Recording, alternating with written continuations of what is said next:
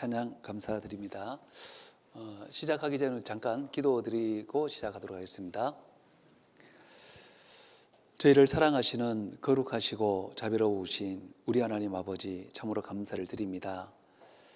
또 오늘부터 한 주간 하나님의 귀한 말씀이 또 증거될 수 있도록 도와주신 것 또 참으로 감사를 드립니다. 증거되어지는 이 말씀들을 통해서 하나님이 살아계신다는 것과 또 역사를 주관하고 계신다는 것을 각 사람 마음속에 온전히 깨닫게 해주시고 또 말씀을 끝까지 잘 듣고 배우는 가운데서 모든 사람들이 다 구원함을 받을 수 있도록 그리고 소망 가운데 살아갈 수 있도록 하나님께서 역사하여 주시기를 참으로 원합니다. 말하는 사람의 그 입술과 듣는 모든 사람들의 귀와 마음을 하나님께서 친히 지켜주시고 주장해 주시기를 간절히 원하오며 언제나 우리를 사랑하시는 예수님의 이름으로 기도드렸습니다. 아멘. 우리 성경 같이 보시겠습니다. 고린도전서 15장입니다. 성경 없으신 분들은 앞을 보시면 되겠습니다. 고린도전서 15장 19절 말씀입니다. 19절 말씀 15장 19절 말씀인데 우리 같이 짧으니까 같이 한번 읽도록 하겠습니다. 시작. 만일 그리스도 안에서 우리의 바라는 것이 다만 이생뿐이면 모든 사람 가운데 우리가 더욱 불쌍한 자리라. 네, 안녕하세요. 들어오시면서 다 인사하셨겠지만 그래도 우리 앞뒤 좌우 보시면서 손을 좀 이렇게 흔드시면서 반갑습니다. 잘 오셨습니다. 환영합니다. 해보세요. 네. 한 주간 우리 성경 강연에 우리가 하나님의 말씀을 배우는 시간을 또 가질 수 있게 되어서 너무 감사드리고 또 시간과 모든 여건들을 허락해 주신 하나님께 감사드리고 또 이 자리 또 참석해 주신 모든 분들께 또 진심으로 감사를 드립니다. 이렇게 이제 모시게 된 제일 중요한 이유는 한 가지, 우리 교회 교인을 만들기 위해서 모신 것은 절대로 아닙니다. 뿐만 아니라 주변에 가까운 교회에 나가세요, 그 말씀도 역시 아니고 또 앞으로 착하게 사시거나 바르게 사세요, 이제 그것도 아니라는 겁니다. 그러면 무엇 때문에 이제 이렇게 이제 바쁜 시간을 우리가 할애해서 이렇게 모셨냐면은 정말 인생이라면은 누구든지 다 꼭 깨달아야만 되는 아주 중요한 진리 한 가지가 있습니다. 사람이라면은 누구든지 꼭 깨달아야만 되는 중요한 진리 한 가지가 있죠. 이제 그것을 위해서 이렇게 이제 모셨습니다. 물론 이제 그 진리는 성경의 말씀이 있으니까 우리가 성경을 배우는 것입니다. 물론 이렇게 성경 봐도 이게 성경책이 얇은 책이 아니잖아요. 그래서 이 두꺼운 성경을 우리가 이제 배우기 위해서 한 일주일 정도 이렇게 이제 시간을 할애를 했습니다. 그리고 처음에는 조금 이제 쉬운 말씀들이 나와요. 그리고 이제 시간이 조금 더 흐르는 가운데서 역사와 그리고 보이는 세상뿐만 아니라 보이지 않는 세상에까지 말씀을 성경을 통해서 드리니까 빠지지 말고 끝까지 잘 듣게 되면은 첫째는 하나님을 만날 수 있고 뿐만 아니라 하나님이 우리에게 주시고자 하는 중요한 구원을 얻을 수 있습니다. 구원. 왜 구원을 받아야만 되냐면은 사람이 이 세상에서 죽지 않고 천년 만년 영원히 그냥 이렇게 살 수만 있다면은 구원 안 받으셔도 됩니다. 그냥 이렇게 사시면 돼요. 근데 우리가 짧은 인생 살아왔지만 한 가지 확실히 느끼는 거 있죠. 사람은 늙어간다. 그리고 사람은 결국은 죽는다. 그 중요한 우리가 진리를 우리가 깨닫고 살아가고 있잖아요. 근데 이제 이렇게 질문해 보면은 그럼 그 뒤에 죽음 뒤에 어떻게 되겠습니까? 그러면은 우리는 죽어본 적도 없고 또 죽었다가 깨어난 사람 만나본 적도 없으니까 뭐 죽어버리면 끝이겠지. 이제 막연한 어떤 그런 생각들을 하고 살아간다는 거죠. 근데 만약에 죽음이 끝이 아니라면은, 그 죽음 뒤에 또 다른 세상이 있다면은 우리가 좀 생각해 봐야 될 문제가 있지 않겠습니까? 그래서 우리가 인생은 산마당이라 그러죠. 어머니 뱃속에서 10달 있었습니다. 그 10달이 끝이 아닙니다. 10달 있으면은 어머니 배 밖을 나와야 돼요. 싫든 좋든. 그러면은 100년 안짝 이렇게 인생이 또 있는 겁니다. 그럼 100년 안짝 인생을 살고 또 끝이냐? 그게 아니고 또 죽음을 건너가면은 영원한 세상이 또 있습니다. 근데 이제 어머니 뱃속 10달이 있을 때를 생각해 보세요. 10달이 있을 때 엄마 뱃속에서 손도 만들어지고 눈도 만들어지고 귀도 만들어지고 발도 만들어지죠. 근데 생각해 보면은 어머니 뱃속에서 뭐 손이 만들어져 봐야 뭐 잡을 거라도 있습니까? 눈이 만들어져 봐야 뭐 어머니 뱃속에서 볼 거라도 있을까요? 발이 만들어지는데 어머니 뱃속에서 10달 동안 갈 데는 있습니까? 그런데 눈이 만들어지고 손이 만들어지고 발이 만들어지고, 왜? 그 뱃속에서 쓸 것이 아니라 그렇게 만들어져야만이 나와서 정말 불편하지 않게 살아갈 수가 있는 겁니다. 그 만들어져야 될 시기에 예를 들어서 손이 안 만들어졌다고 생각해 보세요. 나왔을 때 얼마나 불편하겠습니까? 똑같습니다. 우리가 지금 이 세상 100년 안짝을 살아가는데 어떤 사람은 영원한 세상을 준비하며 살아가는 사람이 있고 어떤 사람은 그것을 준비를 못한 사람이 있습니다. 이렇게 살아가는 데는 아무 지장이 없어요. 100년 안짝. 근데 이제 죽음을 건너가면은 나뉘어집니다. 우리가 이제 그것을 성경을 통해서 우리가 증거도 살펴보고 정말 그게 사실이냐 아니면은 그냥 뭐 교회니까 그냥 그렇게 하는 얘기냐, 이제 그런 부분들을 우리가 살펴보기 위해서 이렇게 모셨다는 거죠. 여기도 방금 그랬죠. 읽은 말씀에 만일 그리스도 안에서 우리의 바라는 것이 다만 이 생뿐이면, 아니 이 세상뿐이라면은 교회 다니는 사람이 제일 불쌍한 자라는 겁니다.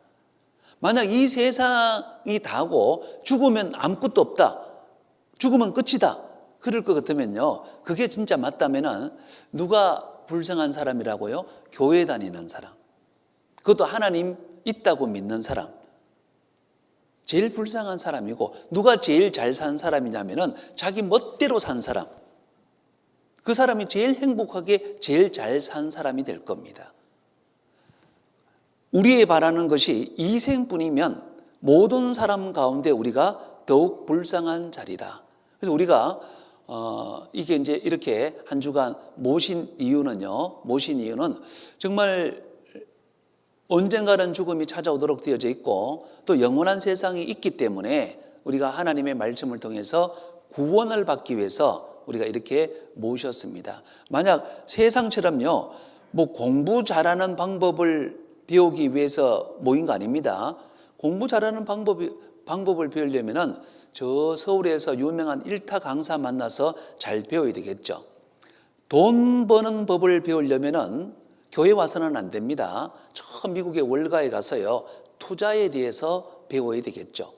뿐만 아니라 권력을 갖고 싶다면은 교회 와서는 안 됩니다. 여의도에 가서 정치부터 배워야 되겠죠. 우리는 왜 이 자리에 모였냐면은 영생입니다.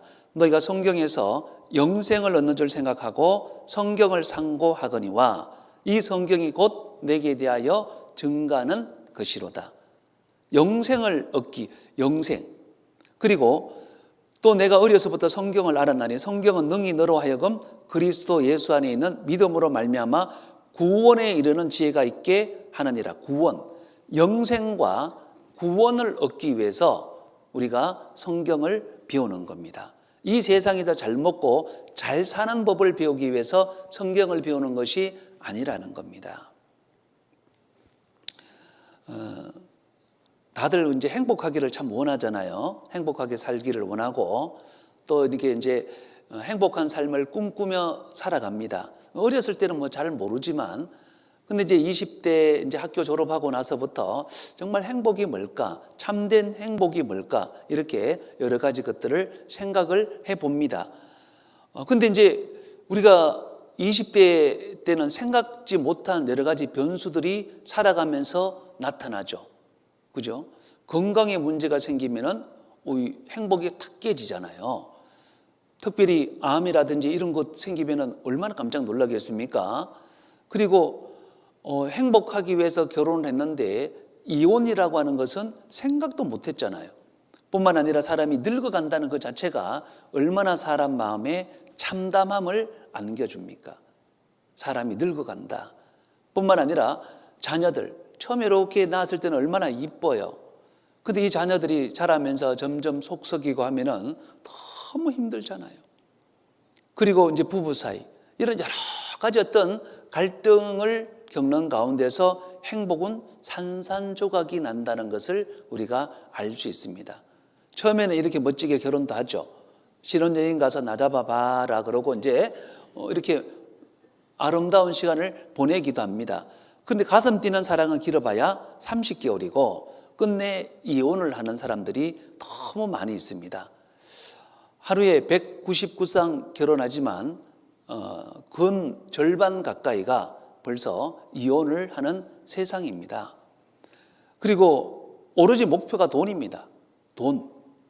옛날에는 아이들에게 네 꿈이 뭐냐 그러면은 대통령이 될래요, 과학자가 될래요. 요즘은 그렇게 대답하는 애 아무도 없을걸요. 다 건물주가 되겠다. 건물주. 세상이 그러죠. 조물주 위에 건물주 있다 그러잖아요. 전부 다 돈과 연결이 된 연예인 뭐 이런 것들 있잖아요. 세상에서 잘나고 돈 많이 벌고 다 그런 것들을 꿈꾸며 살아가는 겁니다. 빌 게이츠 같은 사람은 돈 많잖아요. 최고 부자여서 좋은 게 하나도 없더라. 부가 행복을 가져다 주지는 못한다는 겁니다. 돈벼락이 행복 시작 아니더라. 돈 많이 벌어봤더니 오히려 근심만 더해졌지 돈이 많다 그래서 결코 행복한 것은 아니었다는 거죠.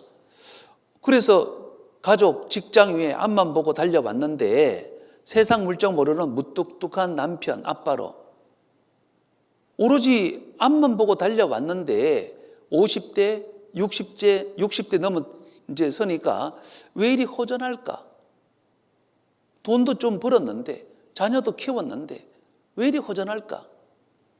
죽음은 두렵고 삶의 의욕은 없고 마음의 폐허라 그러죠.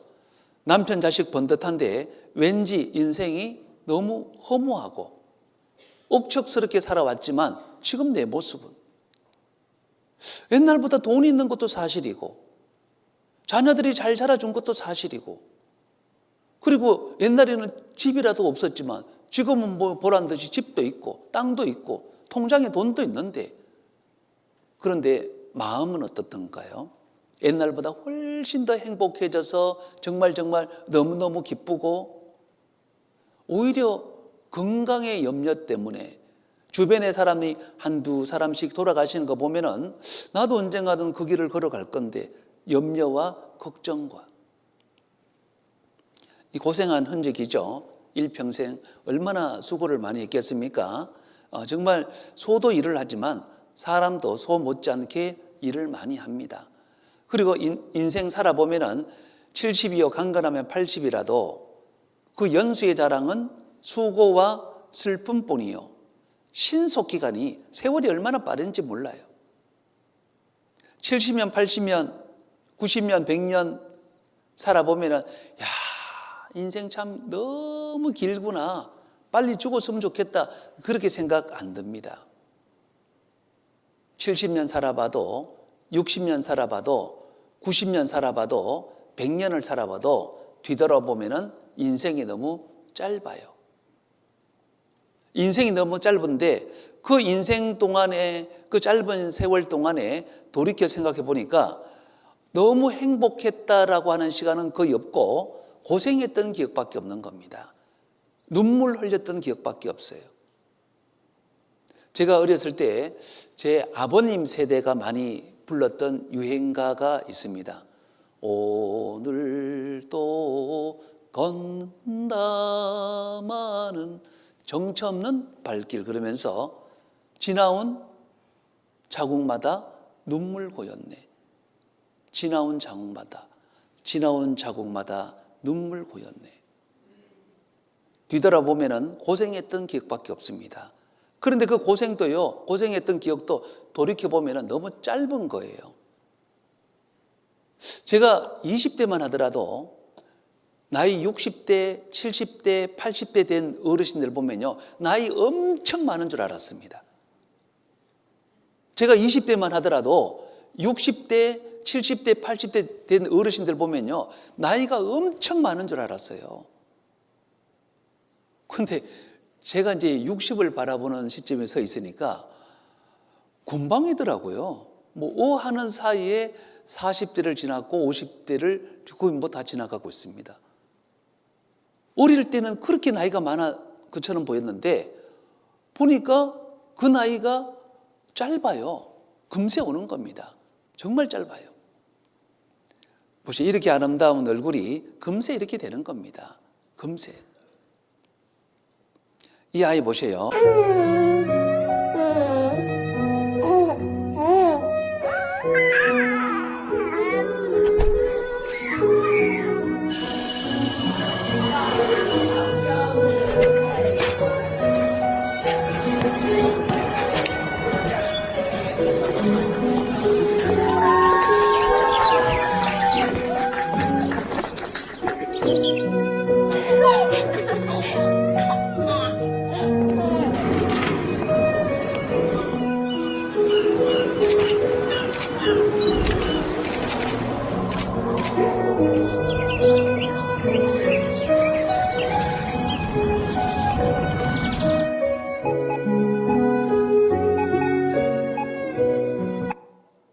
몇 번 이렇게 한 것 같은데 벌써 그죠?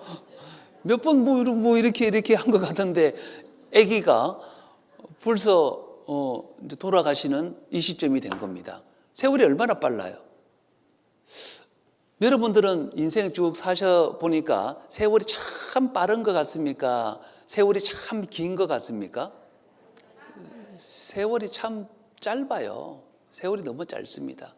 그리고 그 세월 뒤돌아보면은 정말 고생했던 기억밖에 없을 겁니다. 수고했던 기억. 예전에 제가 어떤 할머니한테 한번 여쭤봤습니다. 할머니 자랑할 거 없어요? 그러니까 자랑할 거 없대요.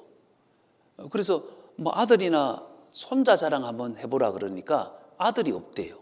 왜 아들이 없어요? 그러니까 결혼한 지 한 달도 채 안 돼가지고 그 6.25 전쟁이 터지는 바람에 남편이 전쟁터로 가서 죽었는지 살았는지 지금까지 소식이 없대요. 그때부터 혼자 사시는 겁니다. 그 남편 딱 2주 살아보고 전쟁이 터진 겁니다. 자식이 없어요. 그리고 또 이렇게 얼굴이라도 좀 이렇게 이쁘고 이러면은 제가라도 갔을 건데 그 할머니가 좀 이렇게 너무 또 이게 못났어. 그러니까 그 연세 되도록 제가 더 못한 겁니다. 고생 얼마나 많이 했겠어요. 그리고 그러면은 친정에 자랑할 거 없냐 그러니까 친정이 너무 가난해가지고 왜 시집을 보냈냐면은 집에서 그 밥숟가락 하나 좀 덜어버릴 요정으로 시집을 빨리 보낸 거예요. 그 친정에도 자랑할 게 없어. 그 시댁은요, 그러니까 시댁도 남편 죽고 나니까 이게 오지 마라 그래가지고 시댁도 자랑할 게 없어. 그게 가만히 생각해 보니까 친정도 그러죠. 시댁도 그러죠. 남편은 생사를 여태 모르죠. 자식도 없죠. 그럼 어떻게 사셨어요? 그러니까 그래서 정부에서 주는 거 조금 얼마 하고 폐지 주어가지고 그거 팔고 그렇게 하여튼 전전긍긍 이렇게 사시는 겁니다. 그래서 제가 그랬습니다. 야, 그러면 고생은 좀 많이 하셨겠는데요. 그러니까 고생 얘기 나오니까 이 할머니가 팔을 딱 걷어붙이면서 내가 그래서 고생을 얼마나 많이 한 줄 아냐 그러면서 쫙 막 1시간 이상 막 얘기하시길래 제가 이제 중간에 좀 이제 끊고 이제 왔습니다. 고생 얘기 나오니까 자랑할 거 해보라 그러니까 남편 자랑, 자식 자랑 할 게 없는데 자기가 고생한 얘기하라 그러니까 쫙 얘기하는 거예요. 누구든지 그렇습니다. 고생한 얘기 해보라 그러면은 뭐 얼마나 얘기 많이 합니까? 인생의 연수가 70이요. 강건하면 80이라도 그 연수의 자랑은 수고와 슬픔뿐이요. 신속기간이 우리가 날아가나이다. 정말 짧은 인생 가운데서 뒤돌아보면 고생했던 기억밖에 없더라는 거죠. 이 할머니 보세요. 제가 요양원에 한번 갔었는데 이 할머니를 만나러 간 것이 아니라 이 안쪽에 있는 분을 만나러 갔는데 입구에 있는데 이 할머니 손이 묶어놨습니다. 손을 묶어놨어요. 양손을.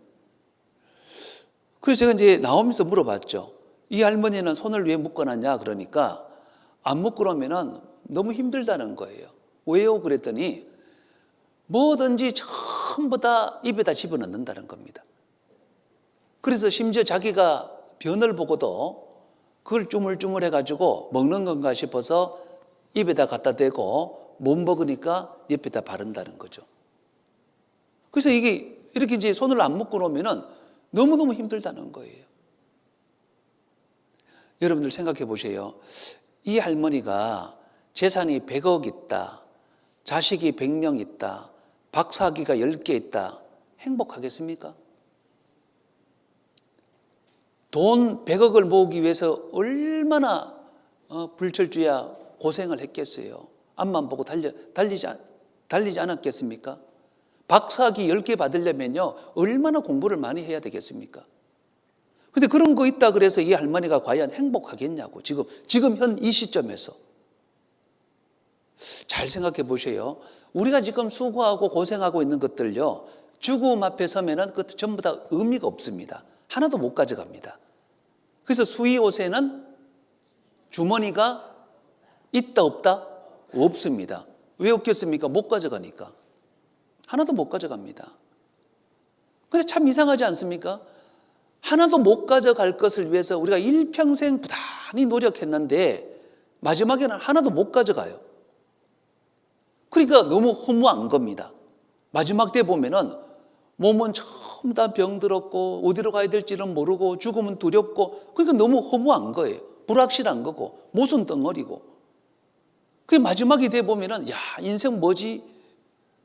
왜냐하면은 참된 것을 못 찾아서 그런 겁니다. 참된 것을. 우리가 성경을 왜 배우냐면은 그 참된 것을 알려드리기 위해서 성경을 배우는 거죠. 참된 것을. 보세요. 한 시대를 풍미했던 사람들입니다. 이승만 대통령 때부터 쭉 시작해서 권력의 최정점에 있었던 분들입니다. 그런데 지금 다 돌아가셨잖아요. 한 번도 없습니다. 다 돌아가셨습니다. 한 번도 없어요. 권력이 있어도 돌아가시고 돈이 있어도 돌아가시고 뭐 명예가 있어도 다 돌아가시는 겁니다. 우탁이라고 하는 사람이 쓴 탄노가가 있습니다. 늙어가는 것에 대해서 한탄하는 탄노가가 있습니다. 한 손에 가시 지고 한 손에 막대기 들고 늙은 길 가시로 막고 오는 백발 막대기로 치러드니 백발이 지 먼저 알고 지름길로 오더라. 내 청춘 누굴 지고 네 백발 가져오는고 알면 막으련만 알면서도 못 막으니 이를 서러워하노라. 저는 그거를 학교 다닐 때 고등학교 때 시험 치기 위해서 제가 외웠어요. 시험 치기 위해서 한 손에 가시 지고 한 손에 막대기 들고 늙은 길 가시로 막고 오른 백발 막대기로 치러드니 백발이 지 먼저 알고 지름길로 오더라. 우탁, 탄노가 시험을 치기 위해서 그 시를 외웠는데 근데 그때 고등학교 때만 하더라도 그 의미는 제가 하나도 몰랐습니다. 늙은 길 뭘 가시로 막어. 오른 백발 뭘 막대기로 쳐. 고등학교 때 생각해 보세요. 얼마나 팔팔할 때입니까? 그 늙음에 대해서 제가 1도 생각을 못했을 때입니다. 근데 언젠가 세월이 이제 30대를 지나고 40대를 지나고 50대를 지나가면서 진짜 그 시가 생각이 나요. 야, 얼마나 그 늙어가는 것에 대해서 한탄을 했으면은 그런 시를 지었을까?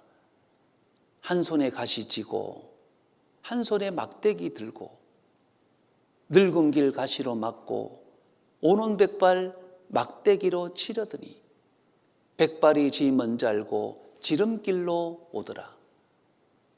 그 늙어가는 것에 대해서 얼마나 안타까웠으면. 예전에 제가 이게 이제 그 은장에 그 할머니들 제가 몇 번 모시고요. 한번 어디 제가 식사 대접하러 한번 갔습니다. 그래서 쭉 오는 길에 해가 서쪽에 쭉 떨어지는 겁니다. 근데 그 할머니 한 분이요. 진짜 비명처럼 내지르는 이야기가 제가 아직까지 잊혀지지 않습니다. 지금은 그분 돌아가셨습니다. 돌아가셨는데 그분이 비명처럼 내질렀어요. 뭐라고 얘기하셨냐면은 하나님, 저 해 좀 안 떨어지게 해주세요. 하나님, 저 해 좀 안 떨어지게 해주세요. 왜? 해 떨어지면은 하루가 또 지나는 거잖아요. 해가 떨어지면은 또 하루가 지나는 거잖아요. 자, 하루가 떨어지는 만큼 뭐가 다가오는 겁니까? 죽음이 한 걸음 더 가까이 다가온 겁니다. 죽음이 한 걸음 더 다가왔다고요. 우리가 일주일 살았지만 일주일 산 만큼 죽음이 일주일 더 가까이 온 거예요. 한 달을 살았죠? 한 달을 살았다 그러지만 죽음이 한 달 더 가까이 성큼 다가온 겁니다. 그 할머니가요, 비명처럼 내질렀습니다. 하나님, 저 해 좀 안 떨어지게 해주세요. 근데 그 할머니도 돌아가셨습니다. 사람 인생이 그렇습니다. 이 할머니 보세요. 고생은 얼마나 많이 했나? 강원도 오지에 사시는 이 할머니. 전쟁 이후 손수지었다는 집에서 혼자 살고 있습니다. 집에는 시들지 않는 조화로 가득합니다. 29살 때 남편은 세상을 떠나고 온갖 풍파 속에 시달려야 했습니다. 호상원이를 아주 싸놔도 아주 이 집대미 같은 거 몇 개 들 거예요. 울기도 많이 울었죠. 만날 돈은 없는데 시어머니는 고등에만 사대라고 그래. 그래서 어떻게 하셨어요? 고등어 좀 사다 드렸어요? 아침 들어서 해야 돼, 어떡해. 어디가 아프세요, 할머니? 몰라요, 낮에는 안 아픈데 이제 밤이 돼야 아프지. 밤에만. 밤만 되면은 아프시는구나. 아주 밤에만 아주 칼로 모가지 자르는 것 같아요. 아주 진짜예요. 집 뒤편에는 손바닥만한 텃밭이 있습니다. 할머니의 유일한 재산입니다. 언제까지 이런 일을 이렇게 열심히 하셨어요? 대가리 털라고 여태 하는 게 여태. 대가리 털라고 여태 하는 게 여태 해요. 예. 우리 어머니 배 밖에서 나와가지고 여태 하는 거예요. 예. 진종일 밭일을 하다가도 불현듯 돌아가신 낭군 생각이 떠오릅니다. 지금도 보고 싶으세요? 보고 싶은데 뭐 부령청진 가신 낭군 돈이나 벌면 오시지 산수갑산 가신 낭군 제사 때나 오시나.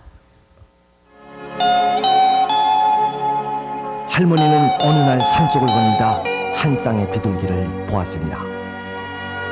젊은 비둘기 어디 갔나 하고 이제 손을 이렇게 놓고 앉아서 보니까요 그 비둘기 앉은 가지에 가서 앉아요. 똑같이. 아이고 산중에 사는 산짐승도 저렇게 쌍쌍이가 다 있는데 나는 혼자서 이곳에 나는 혼자 있나 하고 탐생을 하고 울었어요. 그런 게 여태도 이렇게 살아요. 좋은 것이 하나도 없어요. 자, 이 할머니 마지막 말씀 보세요. 좋은 것이 하나도 없어요 그랬죠. 좋은 것이 하나도 없어요. 그리고 고생을 얼마나 많이 했습니까? 이 할머니 표현대로라면 어머니 배 밖에 나왔을 때부터 고생을 한 겁니다. 인생 살아보면 다 고생이고 살아도 좋은 것이 하나도 없다면 죽어버리면 되잖아요. 근데 죽기는 본성적으로 싫어합니다. 왜냐하면 죽음 뒤에 또 다른 세상이 있다는 것을, 말은 뭐 죽어버리면 끝이지 그래도 죽음 뒤에 또 다른 세상이 있다는 것을 우리 양심적으로 다 아는 겁니다. 살아봐도 좋은 것이 하나도 없어요 그랬죠. 어머니 배 밖에서 나올 때부터 고생이라 그랬죠. 그러면은 죽어버리면 될 건데 사람 죽으려고 안 합니다. 악착같이 약을 드시면서 살려고 그래요. 왜요? 죽음 뒤에 또 다른 세상이 있다는 것을 자기 양심적으로 알거든요. 이 세상에 또 부부 금술이 아무리 좋아도요, 결국은 늙음이라는 것이 찾아오도록 되어져 있고 죽음이라는 것이 찾아오도록 되어져 있습니다.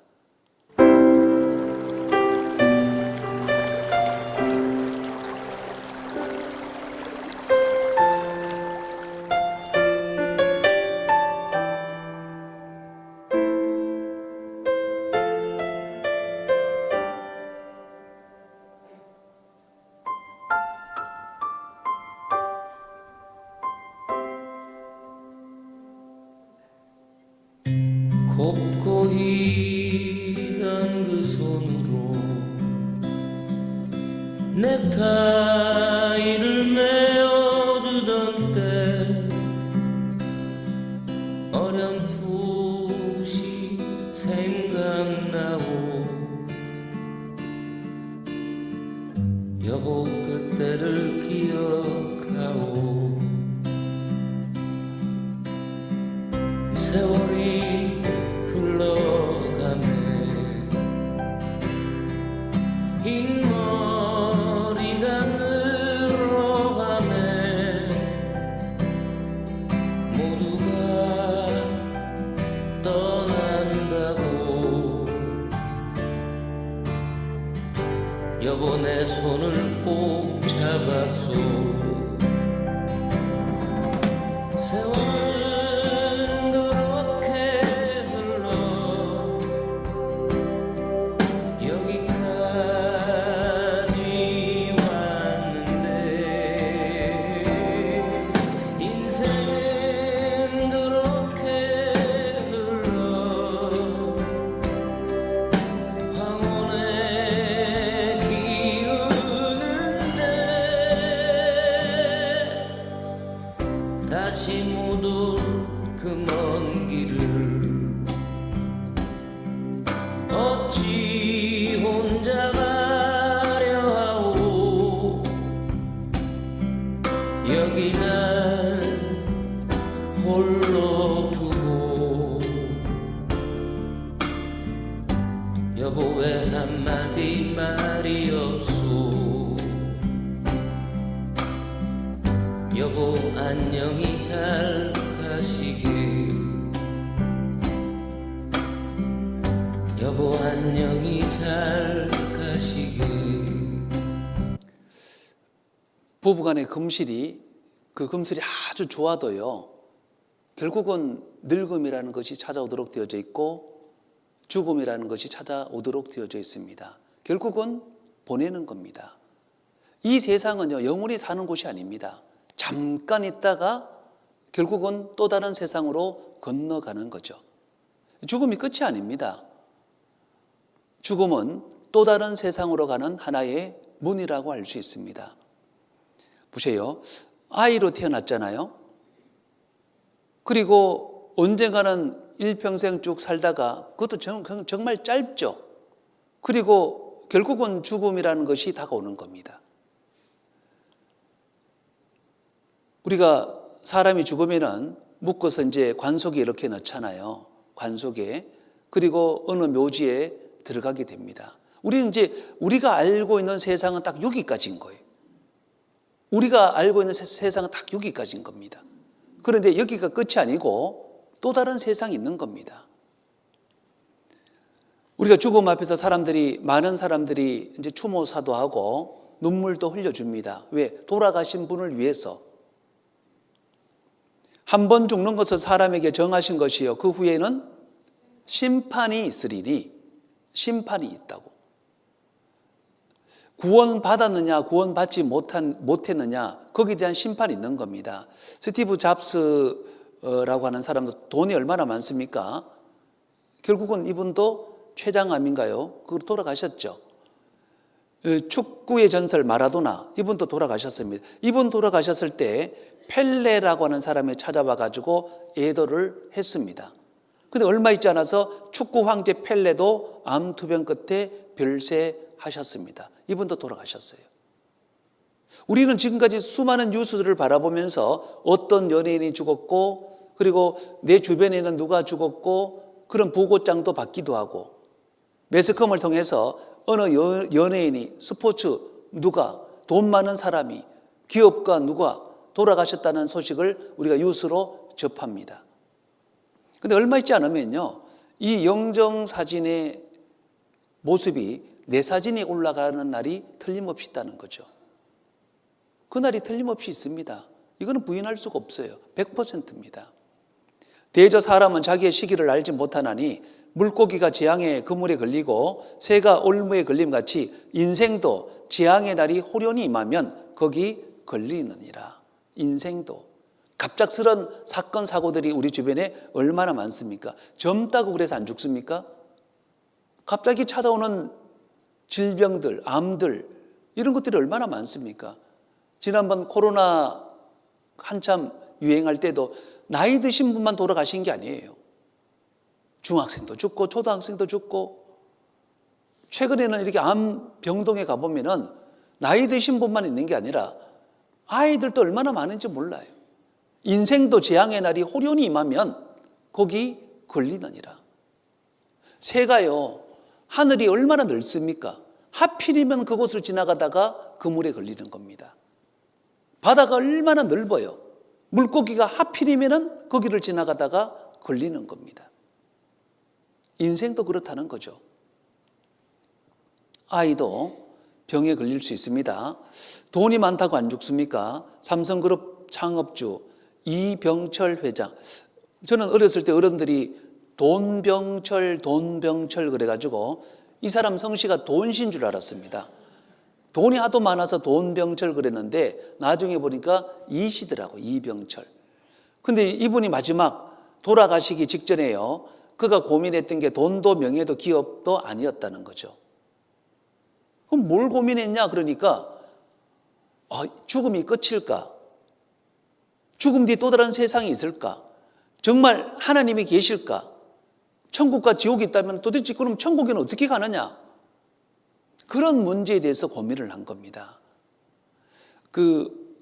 암 말기가 되면 들어가는 호스피스 병동이라고 혹시 들어보셨습니까? 호스피스 병동에 들어가면은 거기도 5단계가 있습니다. 처음에는 조금 그래도 이게 호스피스 병동에는 들어갔지만 몸이 그래도 조금 그래도 괜찮을 때는 그 병에 대해서 부정하는 단계가 있습니다. 부정. 에이, 의사 선생님이 오진에 있을 거야. 나 그 병 아닐 거야. 부정. 그 부정의 단계를 넘어서면은 분노 단계. 내가 왜 이 병에 걸려야 되냐고. 저렇게 악한 사람도 병이 안 걸리는데 내가 왜 이 병에 걸려야 되냐고. 분노하는 단계가 있습니다. 그 단계를 넘어서면은 타협의 단계가 있습니다. 내가 그럼 이렇게 하면 나을까? 저렇게 하면 나을까? 그 자기 돈을 뭐 이렇게 학교나 뭐 교회나 어디에나 뭐 기부하는 사람들도 있고, 평소 관계가 안 좋았던 사람들 다 이제 불러서 이렇게 이제 관계를 개선시키기도 하고 타협하는 단계가 있습니다.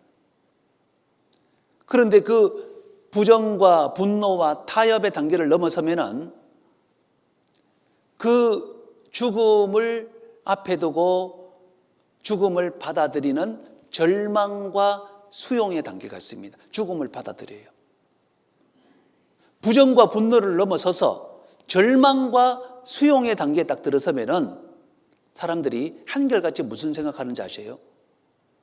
돈 생각 안 합니다. 가족들 생각 안 합니다. 내가 죽으면 어디로 갈까? 정말 이 세상이 끝일까? 정말 천국이 있다면 천국에 어떻게 가? 누구든지 다 그 생각합니다. 누구든지. 자기가 건강하고 잘 나갈 때는요, 귀찮다 그러죠. 그런 이야기 하면은. 뭘 쓸데없는 소리 하냐? 뭐 성경 배우면 밥이 나오냐, 떡이 나오냐? 그런 거 다 필요 없다 그래요. 근데 마지막 그 단계에 들어가면은 정말 지금은 제가 이제 공주교회를 담임하고 있지만 예전에 다른 교회 담임하고 있을 때 부임했을 때 한 일주일 만에 어떤 분이 전화가 왔더라고요.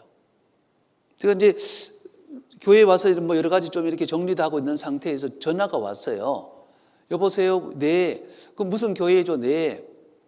누구세요? 제가 교회 목사입니다. 그러니까 저 목사님 혹시 안 바쁘시면 내일 아침 10시에 우리 집으로 좀 와줄 수 있어요? 그래. 그 왜요? 그랬더니 제가 성경 말씀 좀 듣고 싶어요. 뭐 제가 가죠. 그 집이 어떻게 되세요? 그 주소 찍어 보니까 교회에서 한 300m밖에 안 돼요. 그러니까 제가 이제 아침에 10시까지 가면서 그랬어요, 속으로. 아니, 뭐 300m밖에 안 되면 교회를 오시지 뭘 목사 보고 또 오라 가라 하냐. 제가 속으로 이제 그런 생각하고 제가 갔어요. 가니까 이분이 일어날 형편이 아니더라고요. 몸이 너무 안 좋더라고요. 아, 그래서 오라고 했구나.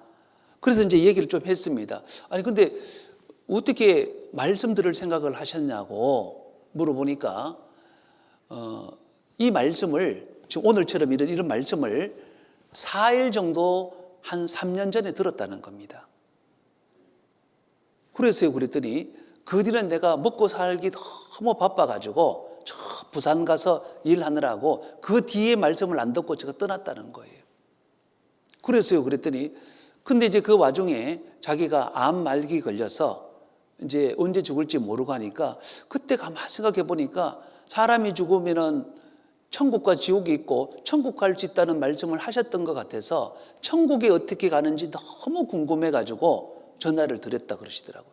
아, 그러시냐고. 그래서 제가 이제 한 1시간에서 1시간 반 정도 쭉 해서 복음까지 말씀드리면서 이렇게 해서 우리가 천국 갈 수 있습니다. 그러니까 그분이 너무 감사하다고, 이 말씀 믿으세요. 그러니까 믿는다고, 너무 감사하다고. 그러면은 제가 내일 한 번 더 와서 한 번 더 설명해 드릴게요. 그러니까 내일 꼭 오시라고. 그리고 집에 갔습니다. 그리고 다음 날 아침 10시에 가니까 안 계시더라고요. 문은 닫혔고. 그 주변에 물어봤습니다. 여기 왜 문이 닫혔냐 그러니까 옆집 아저씨가 그러더라고요. 거기 어제 새벽에 돌아가셔가지고 지금 저 장례식장 있다 그러고. 제가 그때 온몸에 소름 돋는 것 같았습니다. 야, 그분이 그렇게 그때 마지막 전화를 안 했더라면 어떻게 될 뻔했습니까? 근데 그분도요, 3년 전에 자기가 건강할 때는 이런 말씀을 그냥 이렇게 한 귀로 듣고 한 귀로 흘려보내는 그냥 교회 다니라는 얘기겠지, 착하게 살아라는 얘기겠지, 그렇게 흔하게 생각하고 넘어간 거예요.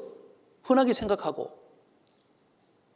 근데 자기가 이제 암에 걸려서 오늘 내일 하는 상황 가운데서 가만히 생각해 보니까 돈도 의미가 없고 직장도 의미가 없고 도대체 이거 내가 어디로 가지? 그래서 부른 겁니다. 우리가 오늘이라고 하는 시간 동안에, 이런 시간이 있을 동안에 구원을 받는 것은 정말 앞으로 어떤 일을 하든지 무슨 일을 하든지 다 좋습니다. 근데 정말 구원부터 받고 그 일을 하시라고요. 언제 돌아가시더라도 천국 갈 수 있는 확실한 믿음을 가진 상태에서 돈도 버시고 그 일도 하시고. 근데 이걸 바꿔버리면요, 정말 나중에 후회할 날이 있습니다. 인생의 근본적인 질문을 던졌다 그랬죠. 하나님의 존재를 어떻게 증명할 수 있냐? 신은 우주 만물의 창조주라는데 어떻게 증명할 수 있냐? 도대체 죄가 뭐냐? 성경이 하나님의 말씀이라는 것을 어떻게 증명할 수 있냐? 천국, 지옥 어떻게 믿을 수 있냐? 인류가 끊임없이 찾던 그 증거에 대해서 이병철 회장님이 궁금해 하셨다는 겁니다.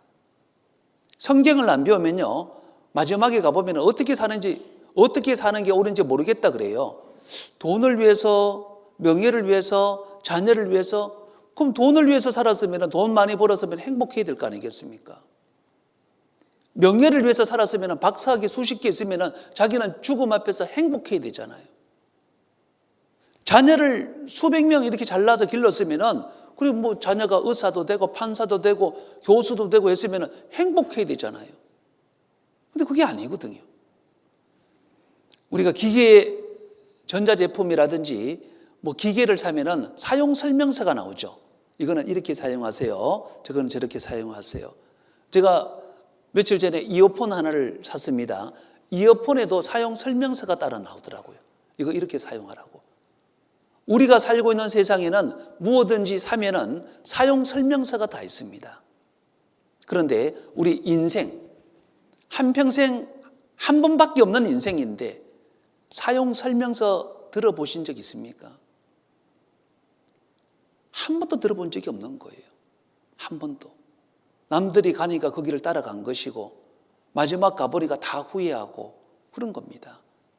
성경을 배우는 것은 인생의 사용 설명서를 듣는 것과 똑같은 겁니다. 인간의 불안과 절망은 절대자 하나님으로부터만 해결될 수 있다. 인생을 알려면 창조주 하나님을 만나야 한다. 키에르케고르. 인생을 알려면 하나님을 바로 알아야 됩니다.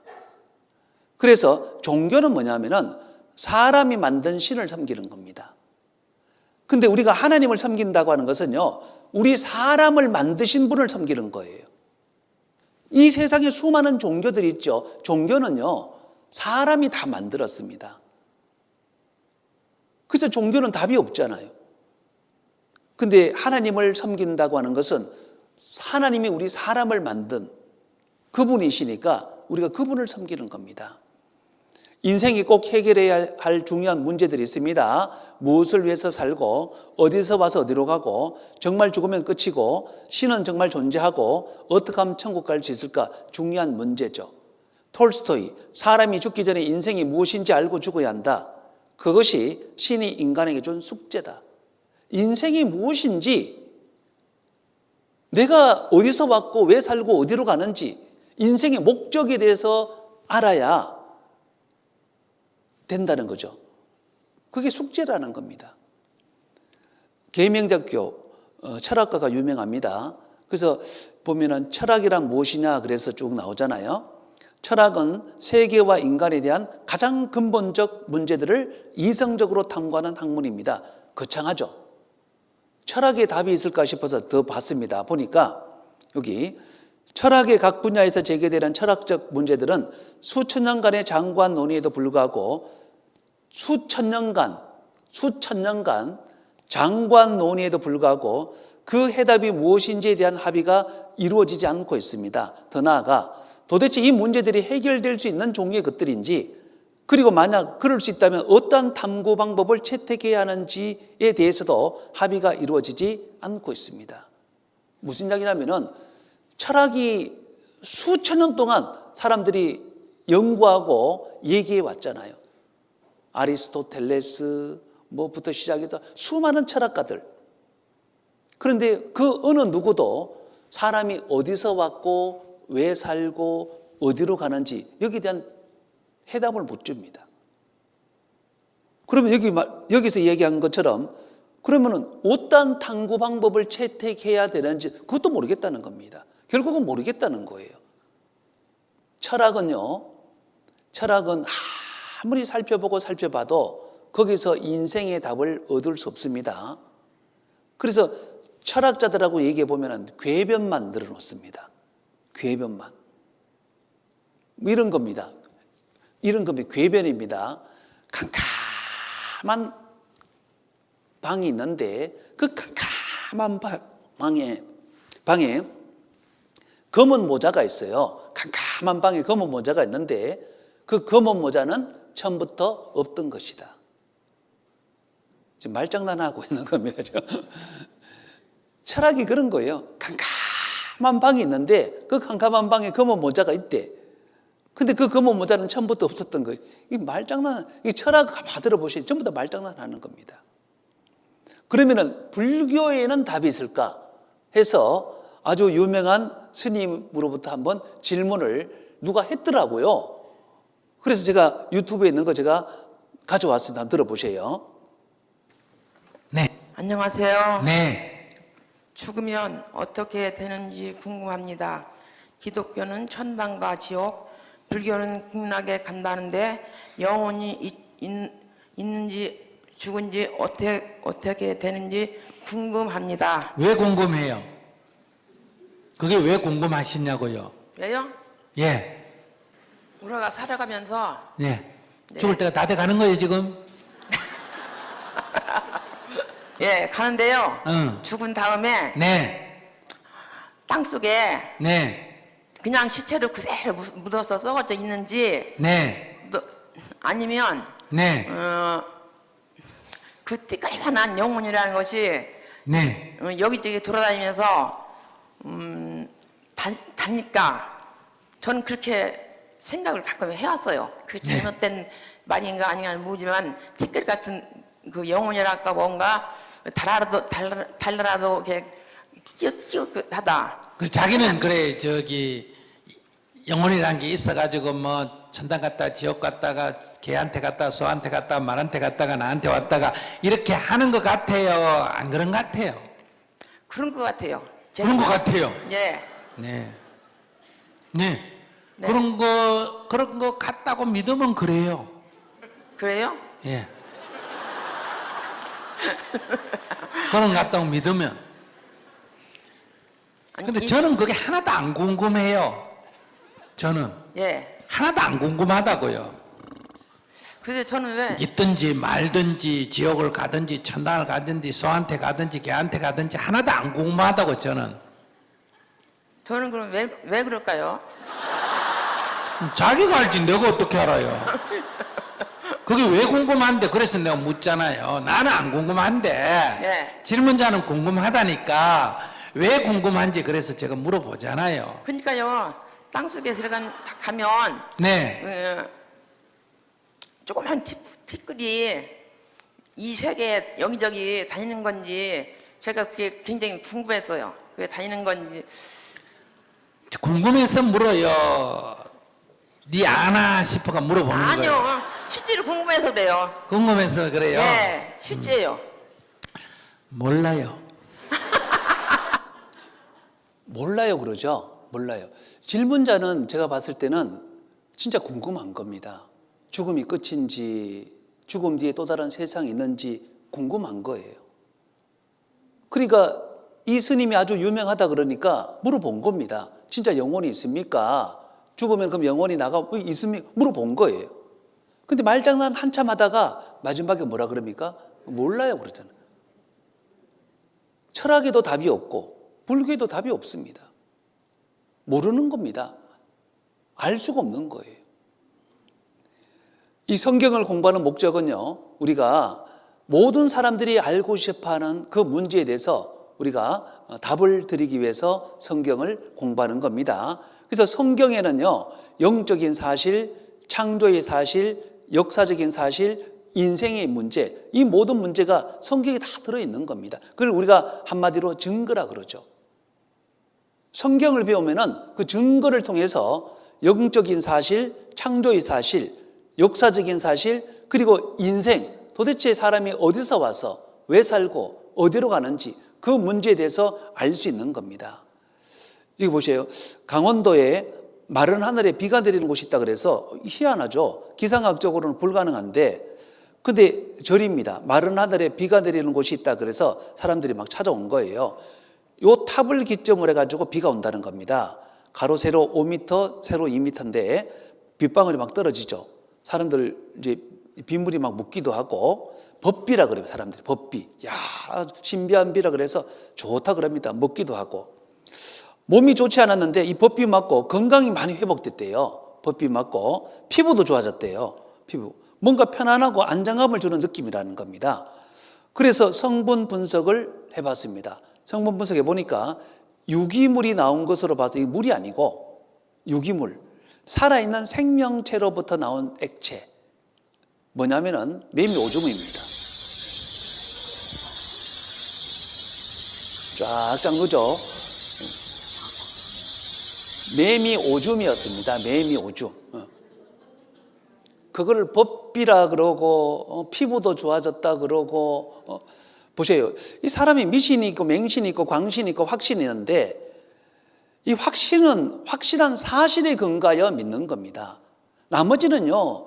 자기는 믿기는 믿는데 결과는 자기가 원하는 그 기대로 나오는 게 아닙니다. 미신이 그렇잖아요. 맹신이 그렇잖아요. 광신이 그렇잖아요. 자기는 확실히 믿어. 근데 그 믿음의 대상이 이상한 겁니다. 그래서 하나님이 우리를 사랑하시는 사랑을 우리가 알고 믿었노니 하나님은 사랑이시라. 우리가 알고 믿었노니, 그러니까 믿는 거 좋지만 더 중요한 것은 그 믿음의 대상이 누구냐?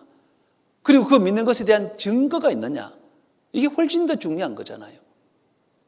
사람들이 막 법비라 그래가지고 마음이, 근데 그게 보니까 자기는 법비라고 믿었지만 매미를 믿은 거면 매미 오줌. 보세요. 죽음 뒤에 또 다른 세상이 있다고 수많은 사람들이 얘기하고 있습니다. 사후의 삶 수백만 명이 경험을 했습니다. 윌슨병이라고 혹시 들어보셨습니까? 윌슨병은 뭐냐면은 원래 이제 사람이 이제 음식을 섭취하면요, 필요 이상의 것들은 전부 다 대소변으로 나갑니다. 필요한 것만 섭취하고 필요 이상의 것들은 다 나갑니다. 그런데 굴이라고 하는 성분이 우리 몸속에 이제 들어오면은 정상적인 사람들은 정말 필요한 것만 남고 나머지는 대소변으로 다 보내야 되는데 윌슨병에 걸리면요, 구리가 배출이 안 되는 겁니다. 그러면은 그게 쌓입니다. 뇌에 차곡차곡 쌓여요. 그 쌓이는데 필요한 시간이 있다 보니까 20살 때까지는 다 똑같아요. 근데 20살쯤 되면은 그게 병이 발현이 되기 시작하는데 심장에서부터 먼 부위부터 마비가 됩니다. 손가락이, 발가락이, 그리고 혀가, 그리고 죽어요. 근데 더 무서운 것은 유전입니다. 윌슨병에 걸리면 아버지가 그 병에 걸리면 아들이 그 병에 걸리면 손자가 유전이 된다는 거예요. 유전이. 그래서 어떤 할머니가 윌슨병에 걸렸는데 아들 하나 낳았습니다. 이 아들이요, 사지가 마비가 됐습니다. 다리가 마비가 됐습니다. 그래서 더 이상 진행이 안 돼서 다행히 두 다리는 못 쓰지만 그래도 과일을 팔면서 두 다리를 질질 끌면서요, 그렇게나마 산 겁니다. 그 이분도요, 20살 때까지는 정상이었으니까 일찍 결혼해가지고 아들 하나, 딸 둘을 낳았는데 딸 둘은 어릴 때 윌슨병에 걸려서 다 죽어버렸습니다. 이제 남은 거 아들 하나밖에 없습니다. 이 아버지가요, 소원이 뭐겠습니까? 돈 많이 버는 게 소원이겠습니까? 아니죠.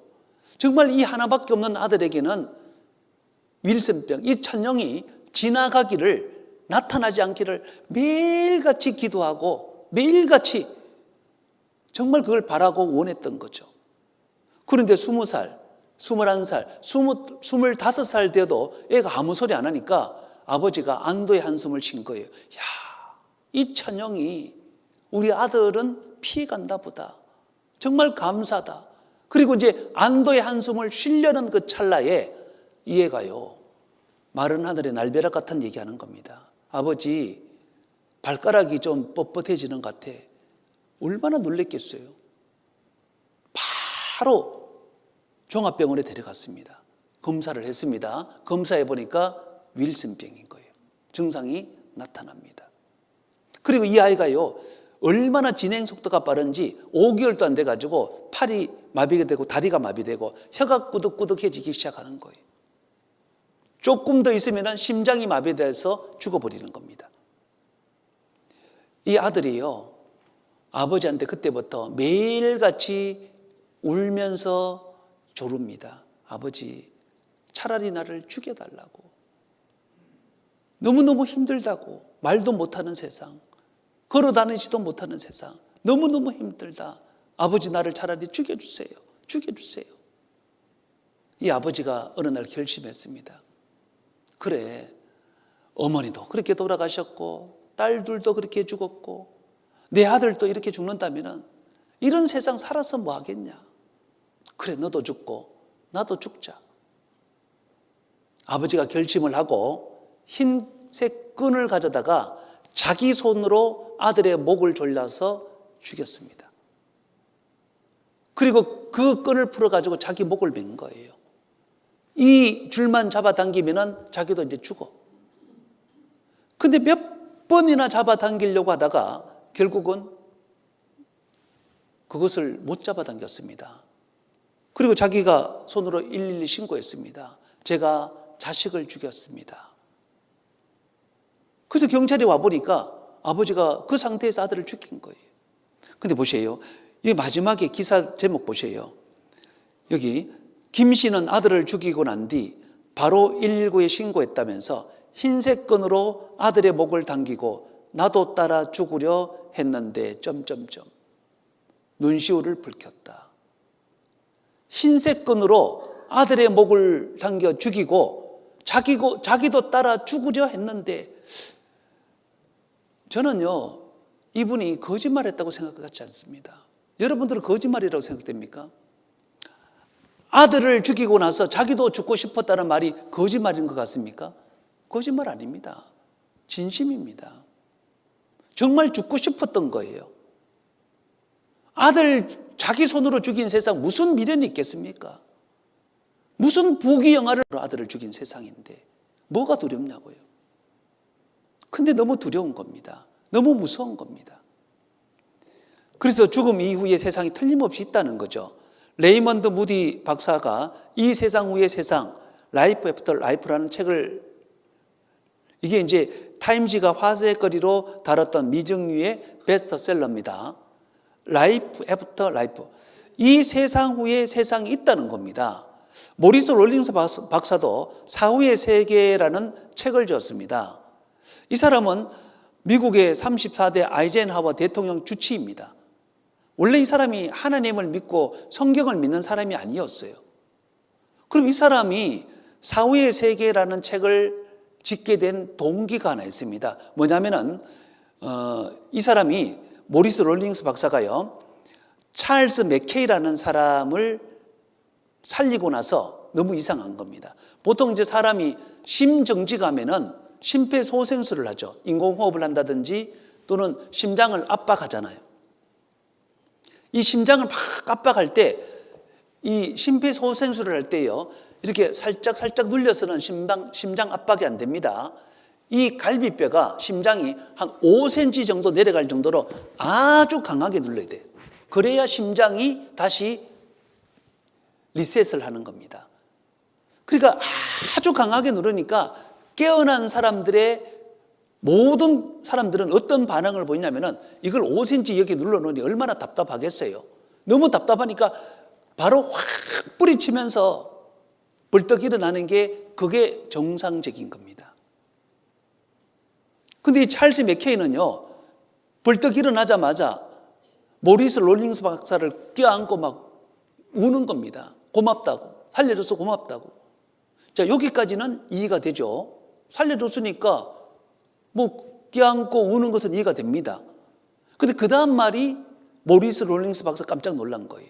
뭐라고 얘기했냐면은, 당신이 심폐소생술을 할 때는 지옥에서 이 세상 쪽으로 자기 영혼이 쫙 딸려오고, 심폐소생술을 멈출 때는 자기 영혼이 지옥으로 쫙 떨어지고, 그 불타는 지옥을 보니까 너무너무 끔찍하고 무서워서 자기가 소리를 질렀다는 거예요.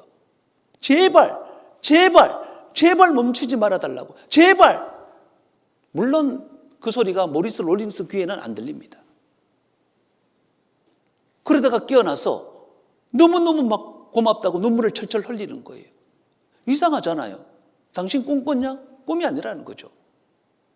그래서 이 모리스 롤링스 박사가 죽었다가 깨어난 사람이 있으면은 일주일 이내에 쫓아가서 면담을 해본 겁니다. 왜? 시간이 오래 지나면은 이 기억력이 왜곡이 되잖아요. 일주일 이내에 물어본 겁니다. 야, 죽었다가 깨어난 사람, 당신은 죽음이 끝이라고 생각하느냐? 놀랍게도 한 명도 끝입니다라고 한 사람이 아무도 없는 거예요. 다 죽음 뒤에 세상이 있다고 얘기하는 겁니다. 그래서 책을 썼습니다. 사후의 세계. 죽음, 영혼이 빠져나가는 것입니다. 죽음이란 영혼이 육체를 떠나는 것이다. 영혼이 육체를 떠나는 겁니다. 자기 속엔 영혼이 육체 밖으로 나오는 겁니다. 그래서 사람이 죽으면은 영혼이 육체 밖을 나오는 유체 이탈 현상이 있고, 터널을 통과하게 되고, 자기 죄가요, 태어나면서부터 죽는 그 순간까지 모든 죄가 한순간에 다 정리가 되는 겁니다. 그뿐만 아니라 이 태어나면서부터 소경 있죠. 태어나면서부터 소경은 색깔을 알 수가 없잖아요. 한 번도 본 적이 없으니까. 태어나면서부터 소경인 사람이 죽었다가 깨어났는데 놀랍게도 색깔을 알더라는 거죠. 빨간색이 뭐고 노란색이 뭐고 색깔을 알더라는 겁니다. 그 코스모스 색깔이 어떤 건지 색깔을 알더라는 겁니다. 깜짝 놀랐습니다. 당신 어떻게 아느냐 그러니까 자기가 육체 밖을 나가서 다 봤다는 거예요. 육체 속에 있을 때는 소경이라서 아무것도 볼 수가 없었는데 육체 밖을 나가니까 다 본 겁니다. 사후의 세계라는 것을 지었습니다. 이 세상 위의 세상, 나의 이 가죽 이것이 썩은 후에 내가 육체 밖에서 하나님을 보리라. 이게 이제 가을에 밤송이에 이게 이제 밤송이가 싹 벌어지면은 잘 익은 알밤들이 있잖아요. 알밤이 이제 뭐 사람이 주워가든지 빼가든지 똑 떨어져 버리면은 빈 껍질만 남겠죠. 사람이 영혼이 빠져나가 버리면은 육체만 남는 겁니다. 이 육체를 우리는 죽음이라고 하는 겁니다. 여기 보세요. 이 사람 보세요. 영혼이 빠져나가니까 보세요.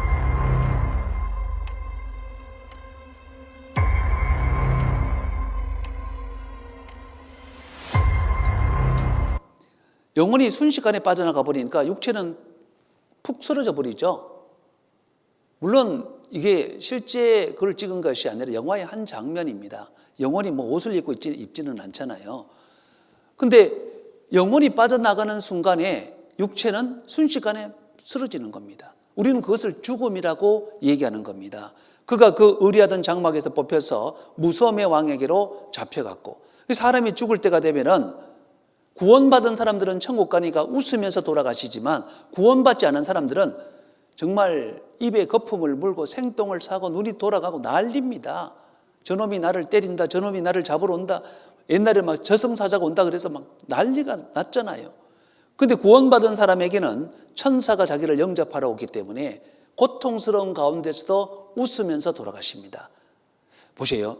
이 사람 살았을 때의 모습입니다. 이 사람은 얼마 있지 않아서 돌아가셨습니다. 우리는 사진 한 장인데도 살아있는 사람과 영혼이 들어있을 때의 모습과 영혼이 나간 모습이 다르다는 걸 알 수 있습니다. 영혼이 있을 때의 모습과 영혼이 없을 때의 모습. 이게 불과 시간이 얼마 안 걸려서 바로 돌아가신 거거든요. 보세요. 이거는 이제 프랑스의 한 광고 사진인데 안전벨트에 관한 광고입니다. 보세요. 사고가 났습니다. 안전벨트를 한 사람은 살았고 안전벨트를 하지 않은 사람의 영혼은 빠져나갑니다. 죽었다는 거죠. 영혼이 빠져나갑니다. 뒤에도 빠져나갔습니다. 다 빠져나갔습니다. 그런데 이 사람은 안전벨트를 해서 그런지 나가려다가 다시 들어가 버렸어요.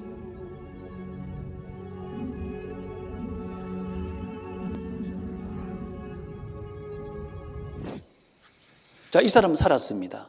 죽었습니다.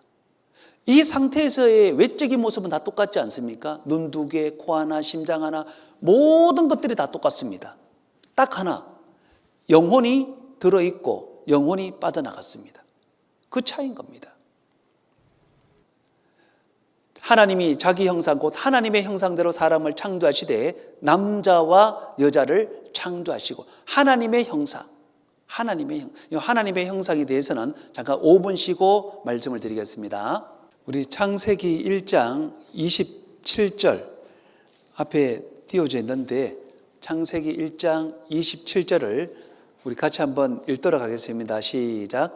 하나님이 자기 형상 곧 하나님의 형상대로 사람을 창조하시되 남자와 여자를 창조하시고 하나님이 자기 형상 이제 이걸 잘 보셔야 됩니다. 하나님의 형상대로 사람을 창조하셨지 사람의 형상대로 하나님이 존재하는 게 아닙니다. 어떤 사람이 저기 동물원에 이렇게 가니까 그랬답니다. 그 원숭이가 많잖아요. 그 어떤 사람이 친구가 이 친구를 가르치, 야, 너 원숭이 닮았다 그러니까 되게 기분 나빠하는 거예요. 너 원숭이 닮았다. 야, 너 비슷한데 그러니까 너 원숭이 닮았다 그러니까 되게 기분 나빠하는 거예요. 근데 옆에 조금 지혜로운 친구가 뭐라고 했냐, 원숭이 너 닮았다 그러니까 기분 좋아하는 거예요.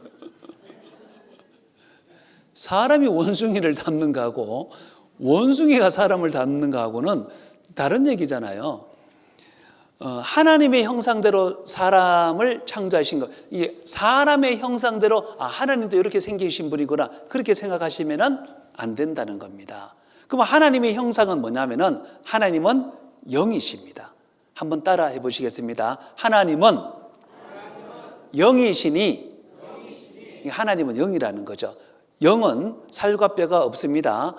이제 부모가 아이를 낳으면 아이는 이제 부모를 닮도록 되어져 있는 것처럼 하나님이 영이시니까 사람 속에도 영적인 존재가 있더라, 그 이야기인 겁니다. 여기 보세요. 이 집이 있습니다. 집에 이제 대문 앞에 문패가 이제 쓰여져 있는데 이름이 김철수입니다. 김철수. 그럼 이 집이 김철수라는 말이 아니잖아요. 이 집 속에 살고 있는 사람이 김철수라는 말이죠. 맞죠? 네, 그겁니다. 똑같습니다. 사람이 이렇게 있으면은 요 사람이 내가 아니고 내 속에, 요거는 내 집이 불과한 거고요. 영혼이 진짜 나인 겁니다. 내 속에 있는 영혼, 요게 진짜 나인 겁니다. 영은 살과 뼈가 없습니다. 진짜 나는 영혼을 얘기하는 겁니다. 하나님이 만드신 소중한 나 보세요. 붕어빵은 누가 만들었냐면은 이 붕어빵이 분명히 빵틀에서 나왔어요. 빵틀에서 나왔는데 이 빵틀이 붕어빵을 만든 게 아니고 제빵사가 빵틀을 통해서 붕어빵을 만든 겁니다. 제빵사가 만든 거죠. 나오기는 빵틀에서 나왔지만. 자, 나도 마찬가지입니다. 나오기는 어디서 나오냐면은 부모에게서 내가 나왔어요. 근데 부모님이 나를 만들었느냐? 그것은 아닙니다. 여러분들 부모님이 나를 만들었으면은 뭐 이렇게 만들면은 기분 나쁘잖아요. 그죠? 이렇게 만들면 기분 나쁘지. 키는 좀 더 커야 되고 IQ는 좀 더 좋아야 되고. 여러분들 외모에 만족이 되십니까? 집에 거울 볼 때마다 야, 아마 이만하면 나는 진짜 아마 기가 막혀. 그렇게 되세요? 뭔가 부족한 부분이 있잖아요. 뭔가 키는 뭐 조금만 더 컸으면 뭐 있잖아요. 그죠?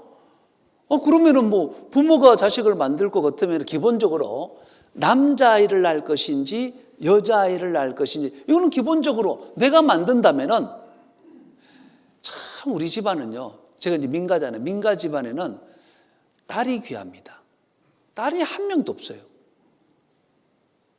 딸이 큰형님도 딸이 하나도 없고 작은 형님도 딸이 하나, 저도 딸이 없고 큰형님 아들이 결혼했는데 딸이 없어. 제 아들이 결혼했는데 딸이, 우리 집안은 딸이 없습니다. 딸이. 그 딸만 나오면은 막 기가 막힐 거, 딸이 없어요. 근데 반면에 이제 우리 고모님 집안에는 아들이 없어. 그 우리 고모님은 아들을 낳기 위해서 자식을 낳는데 딸,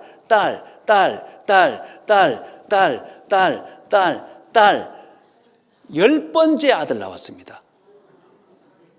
이럴 때 박수 한번 쳐줘야 됩니다. 이거 의지의 한국인. 여러분들 그 내 마음대로 돼야 안 돼요? 안 됩니다. 안 된다니까요. 기본적으로 성별 자체가 내 마음대로 안 됩니다. 뭐 요즘 뭐 이렇게 산부인과 가서 뭐 몇 개월 지나면 이제 성별을 알지만 옛날에는 산부인과 없을 때는 뭐 배가 이렇게 나오면 딸이고 뭐 그 전부 다 거짓말입니다. 그거 몰라. 나와봐야 알지. 그거 어떻게 알아요?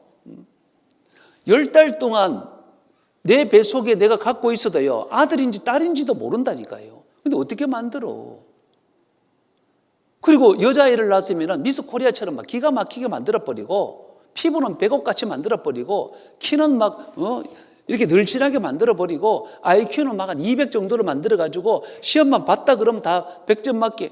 왜 시험 봐가지고 30점 맞아가지고 누구를 닮았냐. 그럴 필요가 뭐가 있냐고요. IQ 기가 막히게 만들어버리지. 그러지 않습니까?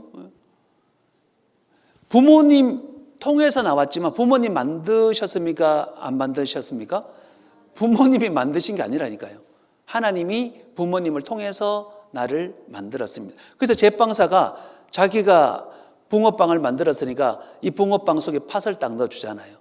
하나님이 나를 만드셨으니까 내 속에다가 영혼을 딱 집어넣어 주신 겁니다. 이 영혼이 하나님을 닮은 하나님의 형상이다, 그 이야기인 겁니다. 우리 빙산을 보더라도요, 빙산 보이는 부분이 있고 보이지 않는 부분이 있습니다. 그죠? 이 빛도 그렇습니다. 가시광선이라 그래서 빨간색부터 우리가 이제 보라색까지는 빨주노초 파남보 보이잖아요. 이건 가시광선, 가시 눈에 보인다는 겁니다. 근데 적외선, 빨간색 넘어는 적외선이라 그러고 보라색 넘어는 자외선이라 그러는데 적외선과 자외선은 우리 못 보잖아요.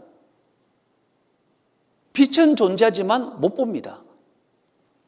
컴퓨터도 마찬가지입니다. 하드웨어가 있고 소프트웨어가 있는 것처럼 사람도 몸이 있고 영혼이 있다는 겁니다. 그 영혼이 바로 종교심과 양심과 영원히 살고 싶어하는 마음입니다. 종교심은 영을 주신 분이 하나님이니까 하나님을 찾고자 하는 마음, 양심은 선을 추구하는 마음, 영원심은 하나님이 영원히 사시는 분이니까 자기도 영원히 살고 싶어하는 마음.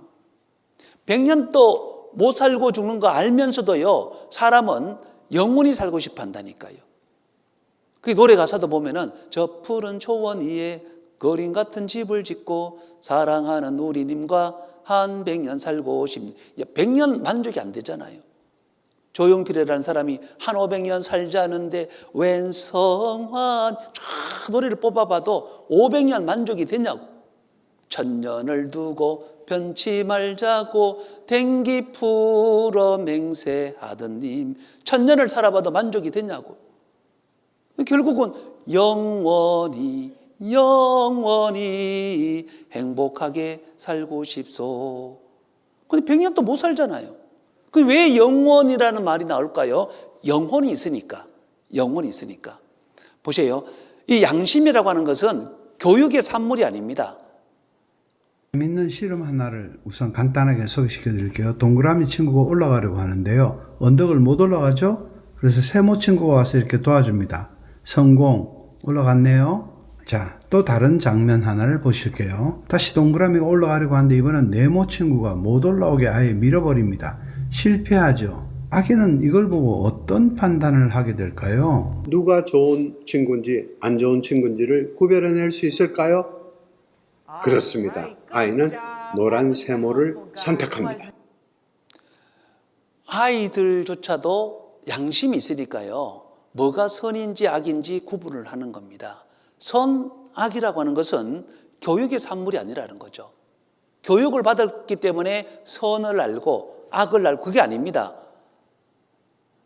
그 선, 악이라고 하는 것은 양심이 있기 때문에 분별을 할 수 있는 겁니다. 그 양심은 하나님이 주신 겁니다.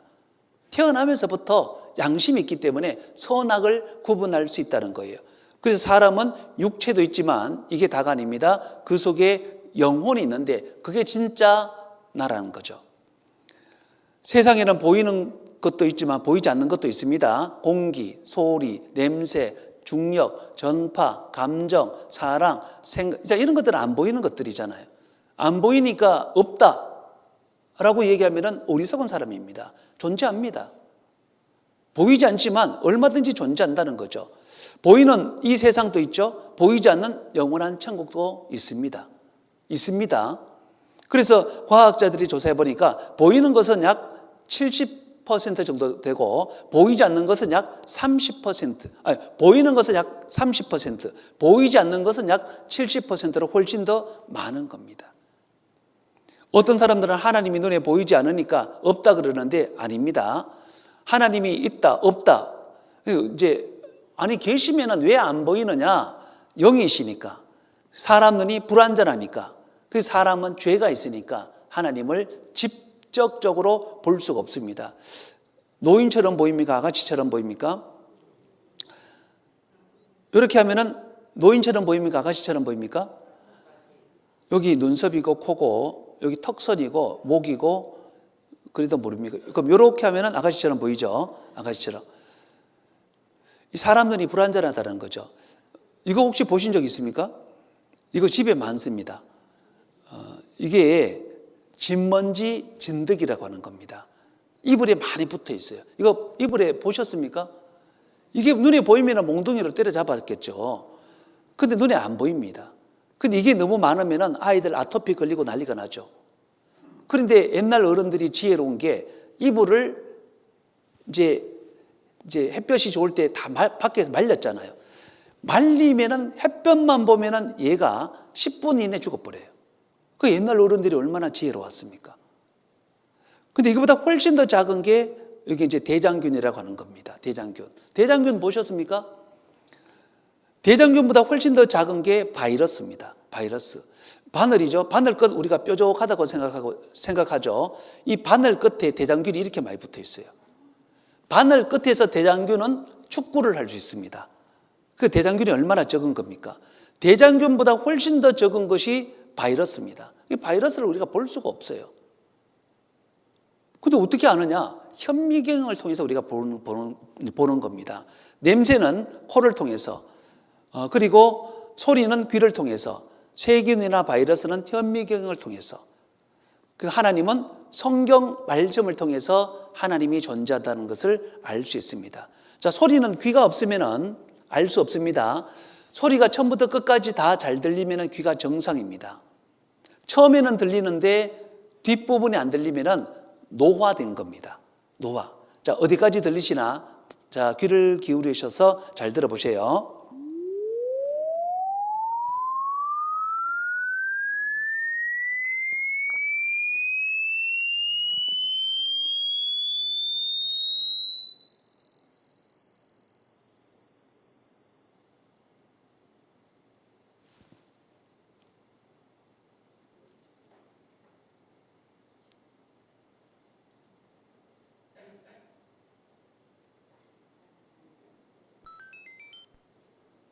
다 들리신 분 손 한번 들어봐요. 다 들리신 분. 앞에는 잘 뒤쪽으로 갈수록 안 들린 분 손 한번. 뒤쪽으로 갈수록. 네. 저는 5,000헤르츠 이상부터 안 들립니다. 안 들려요. 그래도 대화하는 데는 별 문제 없는데 안 들립니다. 제가 이거 들을 때 여러분들 여기 표정을 보니까 내 귀가 정상인가 정상이 아닌가 듣는데 숨도 안 쉬고 듣더라고요. 숨도 안 쉬고요. 잘 이렇게 들으셨어요. 그렇게만 이번 한 주간 들으면 다 구원받습니다. 그렇게만 들으시면은. 자, 근데 이제 중요한 것은 보세요. 귀가 없다면 소리를 들을 수 있을까요? 귀가 없으면 소리를 못 듣잖아요. 코가 없으면 냄새 못 맡잖아요. 그죠? 그래서 냄새는 코로 맡는 거지 눈 가지고 아무리 껌뻑껌뻑해도 냄새를 맡을 수 있는 게 아닙니다. 소리도 마찬가지죠. 귀가 없는데 눈만 껌뻑껌뻑한다 그래서 소리를 들을 수 있냐고요? 아닙니다. 그럼 하나님은 우리가 어떻게 보느냐? 하나님은 성경을 통해서, 우주 만물을 통해서, 이스라엘 역사를 통해서 우리가 하나님에 대해서 알 수 있는 겁니다. 이런 하나님을 알 만한 것이 저희 속에 보입니다. 그래서 우리가 하나님을 직접적으로 볼 수가 없어요.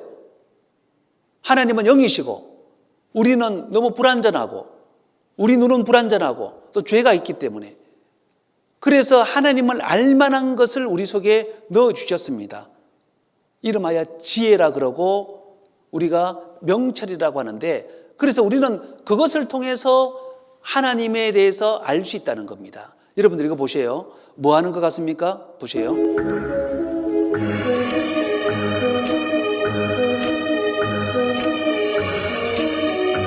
뭐 하는 것 같습니까? 오, 아시잖아, 보세요. 우리는 이 엑스레이 모습만 봐도 화장하고 있다는 거 벌써 알잖아요. 하나님을 알 만한 것이 우리 속에 있다니까요. 이걸 보면서 아, 이거 화장을 하고 있었구나 아는 것처럼 우리는 만물을 통해서 성경을 통해서 야, 이거는 하나님이 계시구나 얼마든지 우리 마음속에 알 수 있도록 되어져 있습니다. 태초에 하나님이 천지를 창조하신 우리 한번 같이 읽겠습니다. 시작. 이 천지 하늘과 땅인데 우연히 저절로 되어진 것이 아니라 하나님이 창조하셨다. 또 같이 한번 읽겠습니다. 시작.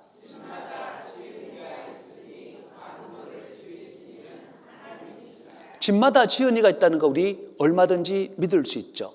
만물을 지으신 이는 하나님이십니다. 저절로 된 게 아니라는 거죠. 우연히 저절로가 아니라는 겁니다. 보세요. 이 제비집도 제비들이 만든 거겠죠. 계집도 누군가 만들었습니다. 초가집도 누군가 만들었습니다. 이런 거대한 빌딩도 누가 만들었습니다. 우리가 시계를 차고 있다면 만든 사람이 있어요.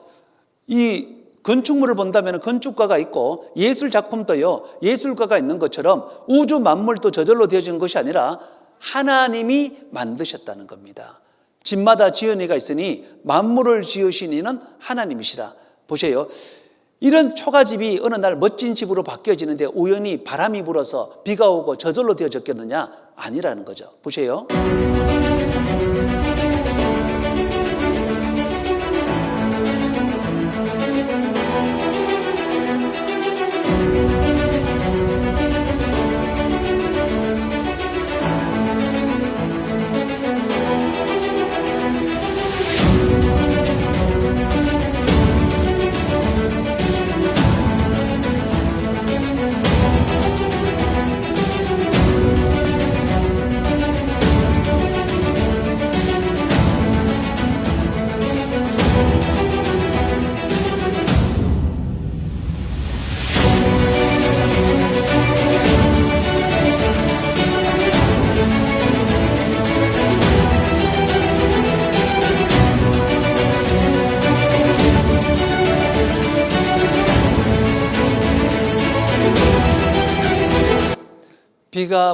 비가 오고 바람이 불고 뭐 눈이 내리고 하더니 저절로 이렇게 됐다 그러면 누가 믿습니까? 그런 낡아 빠진 그 판잣집이 아름다운 집으로 바뀌어질 때는 누군가는 손길이 작용했고 누군가는 계획했고 누군가는 만든 겁니다. 집마다 지은이가 있다는 거 우리 믿을 수 있잖아요. 그런 것처럼 만물을 지으신 이는 하나님이시라. 이 만물이 우연히 저절로 되어진 것이 아니라는 겁니다. 우리가 내과에 가보니까 이런 것들을 봤습니다. 돌과 돌들이 쭉 연결되어서 다리 모양으로, 아치 모양으로. 보세요. 이 작은 것도요, 바람이 불더니 비가 오더니 냇물이 불어나서 어느 날 저절로 됐다 그러면 이것도 안 믿습니다. 이것도 누군가는 이렇게 사람이 만든 거지, 누군가는 만든 것이지, 바람이 불고 비가 오고 우연히 저절로 됐다 그러면 아무도 안 믿습니다.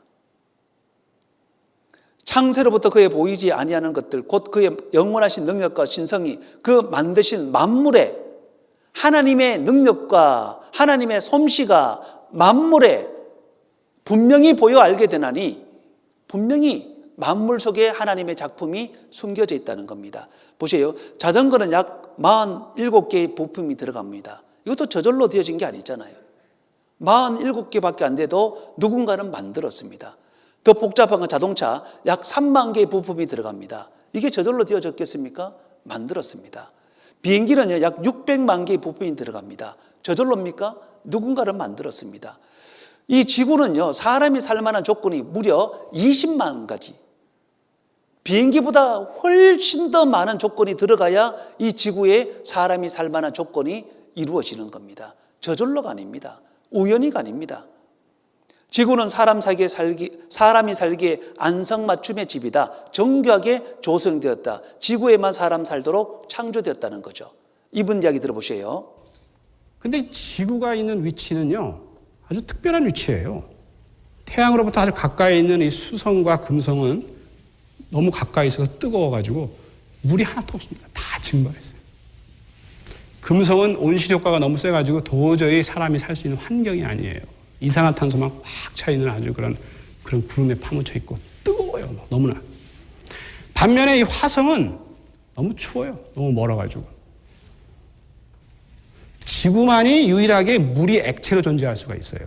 만약에 우리 지구가 좀 크거나 작으면 또 어떻게 될까요? 지금 크기보다. 만약에 달과 같이 조금 작다면 만유인력, 중력이 너무 약해요. 그래서 거긴 대기가 있을 수가 없고 다 탈출해버려요. 우리 지구는 크기가 아주 적절했고 또 태양으로부터의 위치도 적절했기 때문에 일종의 선별 작업이 지구의 생성 이후에 초기 단계에 이루어지게 된 거죠. 그래서 수소나 헬륨 같은 가스들은 다 날아가고 산소 같은 그런 것들만 우리 지구상에 남게 되고, 그러한 조건에서 우리 인간을 포함한 생명체들이 이제 만들어지게 되는. 자, 이런 것들도 보면 우리 지구의 위치 하나만 봐도 말이죠. 상당히 우리 특별한 곳에 살고 있습니다. 자, 그래서 이 우주론적인 그런 아까 우주의 밀도가 너무 크거나 작거나 혹은 우리가 알고 있는 물리법칙이나 과학법칙이 조금만 달라도 별들이 만들어지지 않거나 아니면 우주가 너무 일찍 종말을 맞이하거나 해서 우리 인간이 결국은 탄생할 수 없게 되는, 출현할 수 없게 되는. 어떻게 생각하면 우리 우주는 아주 미세한 그런 조정이 돼 있어요. 우리 파인 튜닝이라고 그러죠. 미세한 조정을 거친 것 같은 그런 상태의 우주에서 우리가 지금 살고 있고, 인간을 만들기 위한 너무나 완벽한 조건을 갖고 있는 우주에서 우리가 살고 있다. 이것이 우연히 발생되려면, 이 모든 것이 우연히 발생될 확률은 너무너무 낮아가지고, 혹자는 그 자동차 공장에 우리가 그 승용차를 만드는데 한 10,000개 정도의 부품이 들어갑니다. 거기에 뭐 타이어도 들어가고 여러 나사, 볼트, 뭐 여러 부품들이 들어가잖아요. 그 10,000개의 부품들이 각각 이제 쫙 있었어요. 뭐 차체도 있고 여러 가지. 태풍이 그 자동차 공장에 휩쓰고 지나갔습니다. 강력한 태풍이. 그래서 그 10,000개 부품들이 하늘로 올라가서 탁 떨어졌는데 자동차가 탁 돼서 나오는 거예요. 어쩌면은 우리 우주는 이 우리 인간을 위해서 혹시 디자인된 것이 아닌가. 이것이 우연이 아니라면, 우연이 될 확률이 그렇게 적다면 뭔가 태초에 특별한 계획이 있어가지고 모든 것들이 진행이 되지 않았겠느냐. 그렇다면 누가? 이런 질문이 나오게 돼요. 과연 신은 존재할 수밖에 없었는가? 그렇지 않다면 이 모든 것이 우연인가? 이분 얘기 들어보면은 이분 교회 다니는 사람 같아요? 안 다니는 사람 같아요? 이분 언론 들어보면 막 교회 다니는 사람 같죠? 근데 이분 교회 다니는 사람 아닙니다. 하나님 믿는 사람도 아닙니다. 이분은 순수 우주 천문학자입니다. 근데 가만히 살펴봤더니 이게 우연히 이렇게 될 리가 없는데, 누군가는 어떤 계획 가지고 이렇게 됐을 건데, 그렇다면 누가 이렇게 했을까? 답을 못 내리죠. 성경 조금만 배워도 알 수 있을 건데, 태초에 하나님이 천지를 창조하시니라. 집마다 지은 이가 있으니 만물을 지으신 이는 하나님이시니라. 이분은요, 순수과학자입니다. 근데 아무리 살펴봐도 저절로는 안 된다는 겁니다. 저절로는 이럴 수가 없어요. 여러분들 오늘 집에 이제 갔는데 저절로 집안 청소가 쫙 다 되어져 있고, 저절로 밥이 다 되어져 있고, 저절로 빨래가 다 되어져 있고, 그리고 통장 잔고에 저절로 막 100억씩, 뭐 그게 있을 수 있겠습니까? 그럴 수는 없습니다. 여호와는 하늘을 창조하신 하나님이시며 땅도 조성하시고 경고케 하시되 헛되이 창조치 아니하시고 사람으로 그하게 지으신 자신이라. 하나님이 하늘과 땅을 왜 만드셨느냐? 사람 살게 하려고 만드셨다는 겁니다. 한 가지 아셔야 됩니다. 우주의 중심은 지구입니다. 왜요? 지구 안에 사람이 살기 때문에. 그래서 이 지구 모든 거 보세요. 사람에게 다 맞춰져 있는 겁니다. 나무 크기 보세요. 사람에게 딱 맞춰졌죠. 바닷가에 가서 이렇게 그 파도가 치잖아요. 사람에게 딱 맞춰져 있는 겁니다. 개미 같은 경우는 매일처럼 해일입니다. 일렁거리는 그 파도가 개미에게는. 과일 크기 보세요. 사람 한 입 먹기 딱 맞잖아요. 모든 것들이 다 사람에게 맞춰져 있다니까요. 그래서 색깔도요, 사람만이 이런 색깔을 볼 수 있습니다. 짐승들은 색깔 못 봅니다. 사람만이 색깔을 보는 거예요. 사람으로 그하게 지으신 자신이라. 그 말씀에 나는 여호와라. 나 외에 다른 이가 없느니라. 내가 땅에 기초를 놓을 때 내가 어디에 있었느냐?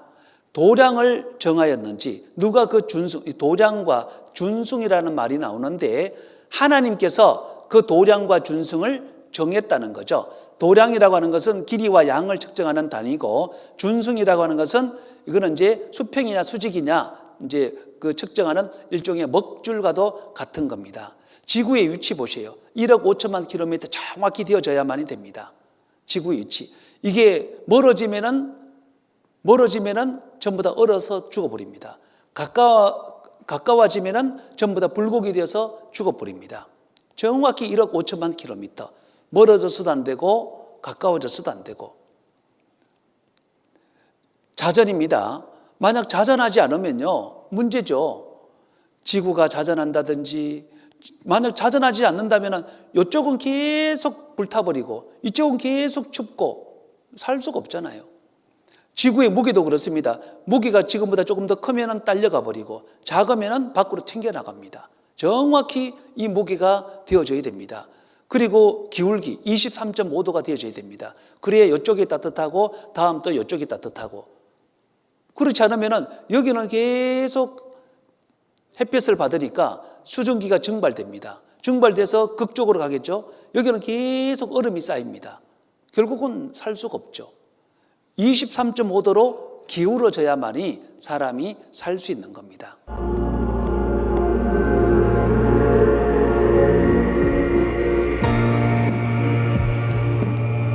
태양계가 이 행성들이요, 태양을 중심으로 해서 돌고 있습니다. 근데 단지 지루하게 이렇게 도는 것으로 옛날에는 생각을 했어요. 태양은 가만히 있고 수금지와 목토 천해명이 이렇게 도는 줄로만 생각을 했었습니다.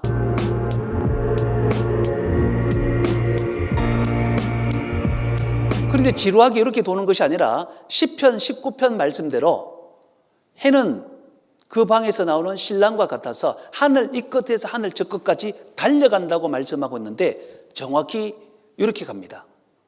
아이고, 보세요.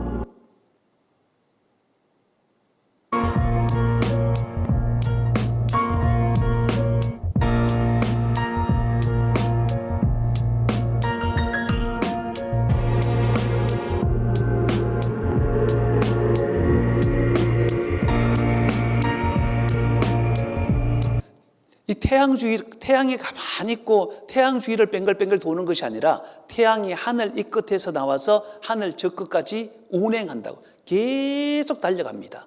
그 달려가는 태양을 따라가면서 수금지와 목토 천해명이 이 정확한 거리를 유지하면서 도는 거예요.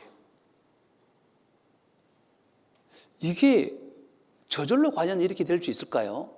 우리가 차고 있는 손목시계도요, 시간 지나면 배터리가 다 나가면은 스톱이 되고 막 그렇게 되는데 이거는 지금까지 한 번도 멀어진 적도 없고 가까워진 적도 정확히 그 거리를 유지하면서 계속적으로 돌고 있습니다. 욥기 28장에 보면은 지면은 식물을 내나 지하 땅속이죠, 불로 뒤집는 것 같고, 그래서 땅속에는 불이 있다는 것이 확인되어졌습니다. 무려 7173도입니다. 포항 제철에는 용광로가 1500도인데 땅속이 용광로보다 4배 이상 뜨겁습니다. 그런데 가만히 있는 것이 아니라 지구 내핵과 여기 돌고 있는 거예요. 그래서 이 돌고 있는 것 때문에 지구에 자기장이 생겨나는 겁니다. 지구는 자석 덩어리가 된 거예요. 이 자기장 때문에 태양 폭풍을 막을 수 있는 겁니다.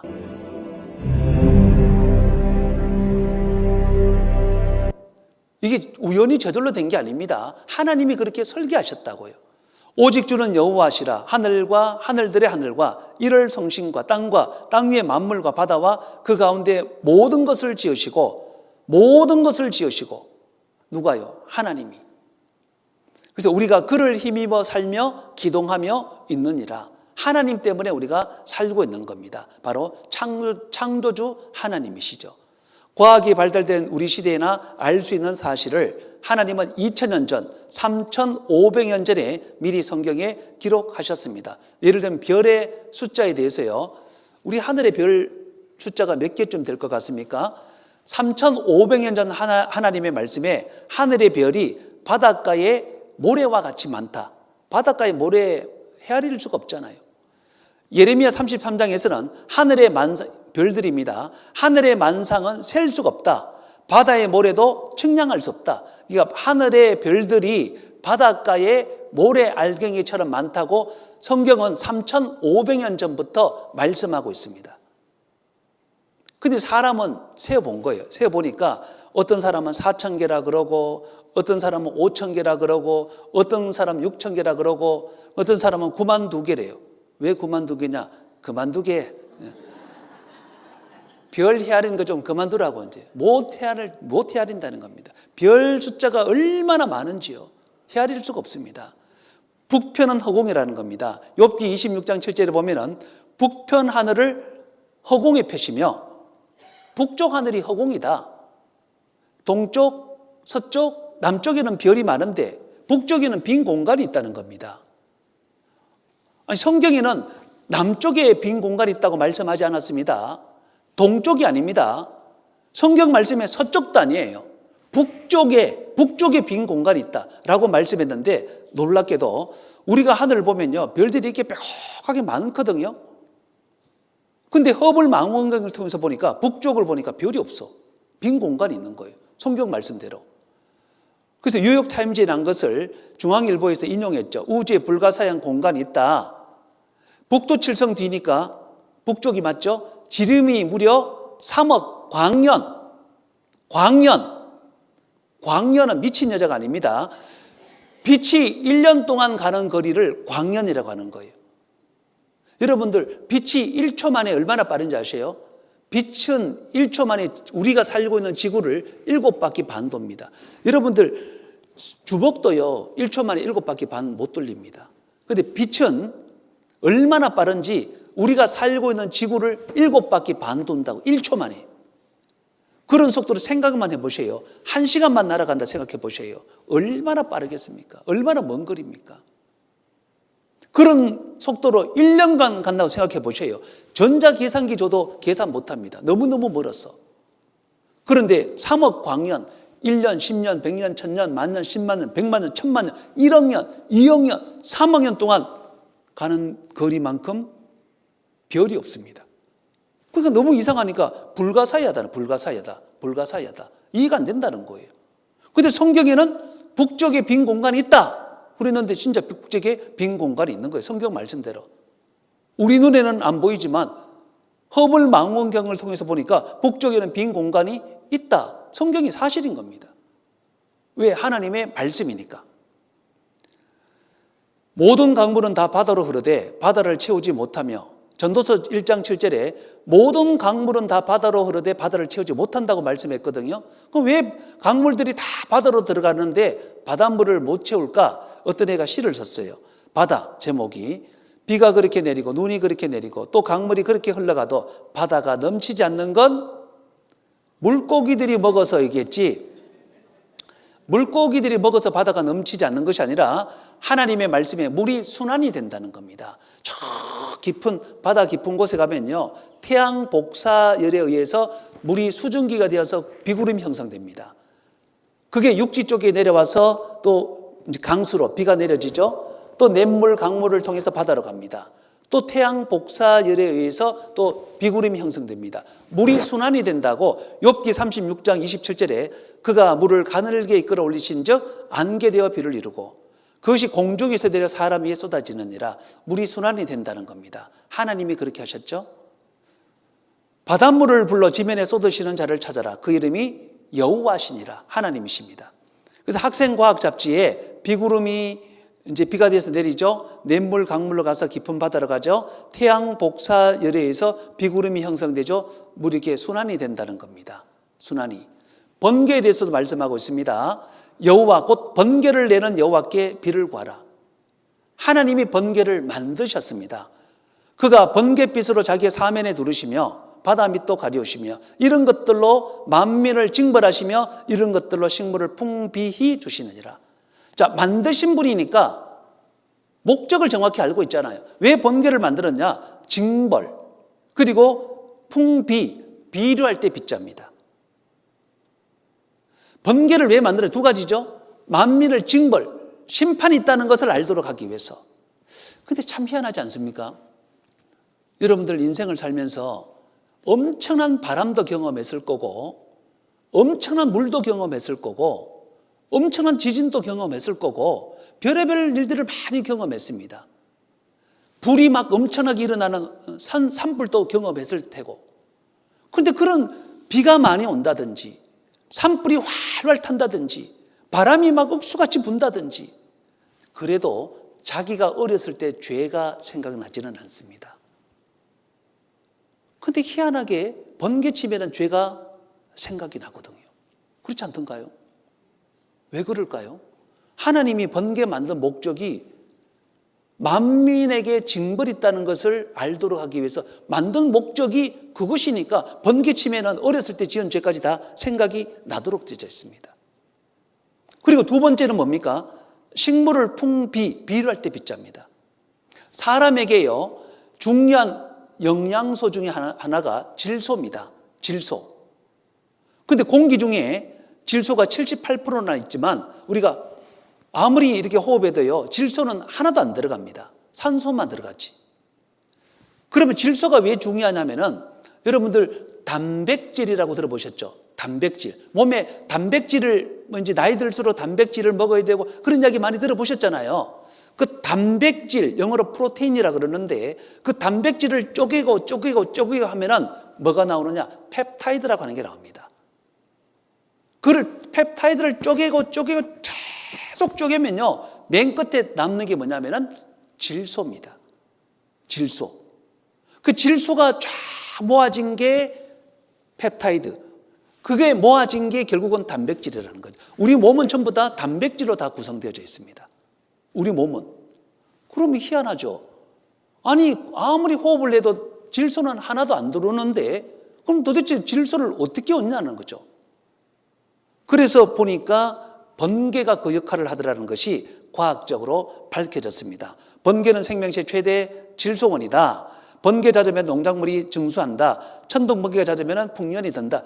그 생각해 보세요. 번개가 여름에 치든가요? 겨울에 치든가요? 농작물이 잘 자랄 때 하늘에 그 질소를요, 번개가 땅 속으로 쫙 내리게 해가지고 그게 농작물에 들어오게 하고 그것이 결국 사람에게 들어오도록 하나님이 그렇게 하셨다는 겁니다. 그래서 농사 짓는 사람에게 꼭 필요한 비료가 질소 비료잖아요. 그 자기 논에 자기 밭에는 질소 비료 뿌리지만 저 깊은 산중에는 누가 질소 비료 뿌립니까? 번개를 통해서 온 강산에 하나님이 질소 비료를 뿌리시는 겁니다.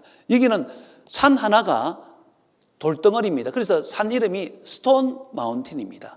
스톤 돌덩어리잖아요. 이게 돌산입니다.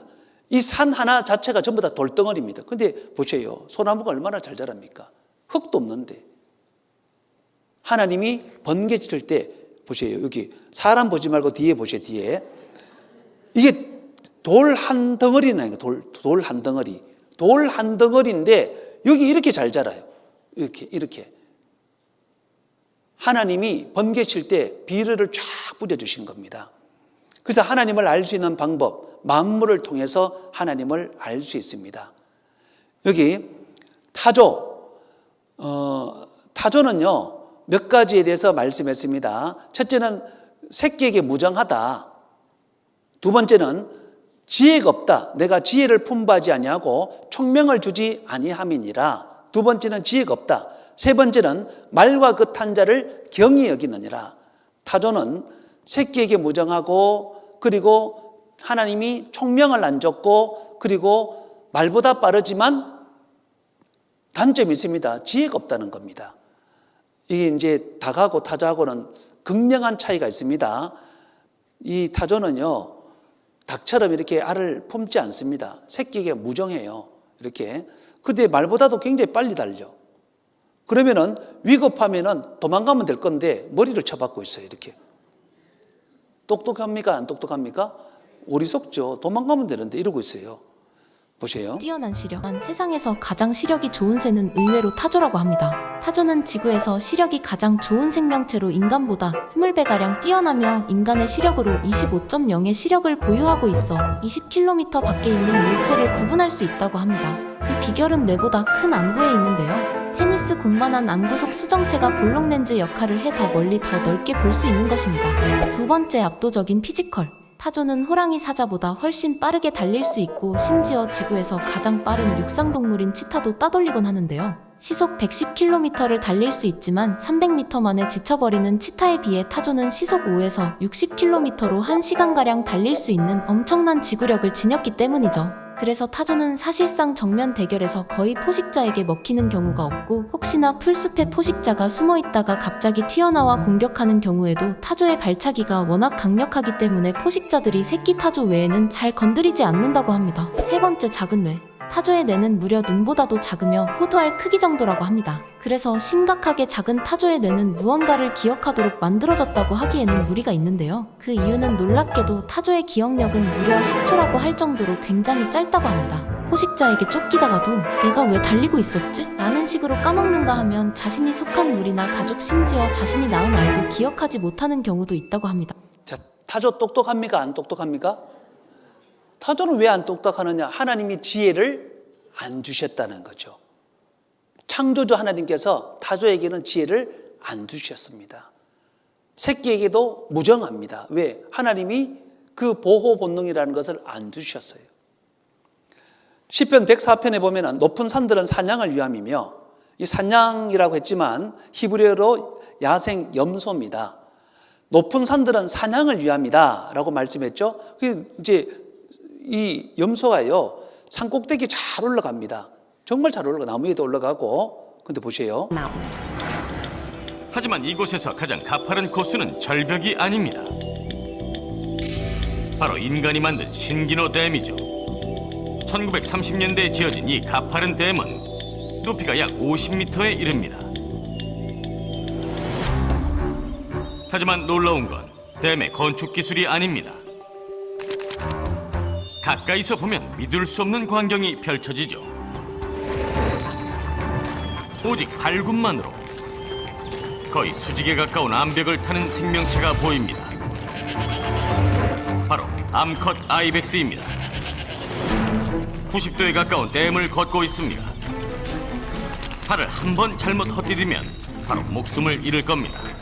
This dam's surface is smoother than a typical mountainside and lacks the typical crevasses and perches that an ibex would rely on. 왜 목숨까지 걸면서 댐을 탈까요? 마지막에 뭐로 그러죠? 왜 목숨까지 걸면서 댐을 탈까요? 우리는 너무 위험해 보이는데 사냥은 너무 쉬운 겁니다. 왜? 하나님이 높은 산은 사냥을 위함이며 처음부터 그렇게 설계하셨으니까. 우리는 너무 어려운데 그 가파른 절벽에 우리는 한 발 내딛기도 아찔하잖아요. 근데 사냥한테는 너무 쉬워. 왜? 하나님이 그렇게 처음부터 설계하셨고 만드셨다는 겁니다.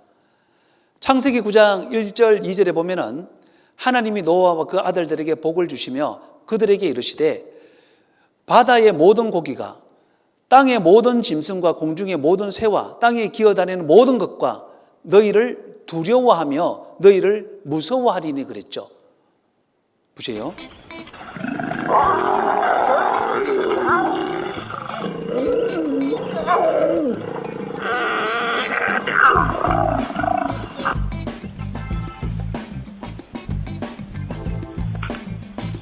My dad was a teacher, so I grew up in a home that the only thing I knew was sport. I played tennis, I played cricket, I played rugby, and I loved my sports, especially cricket and rugby.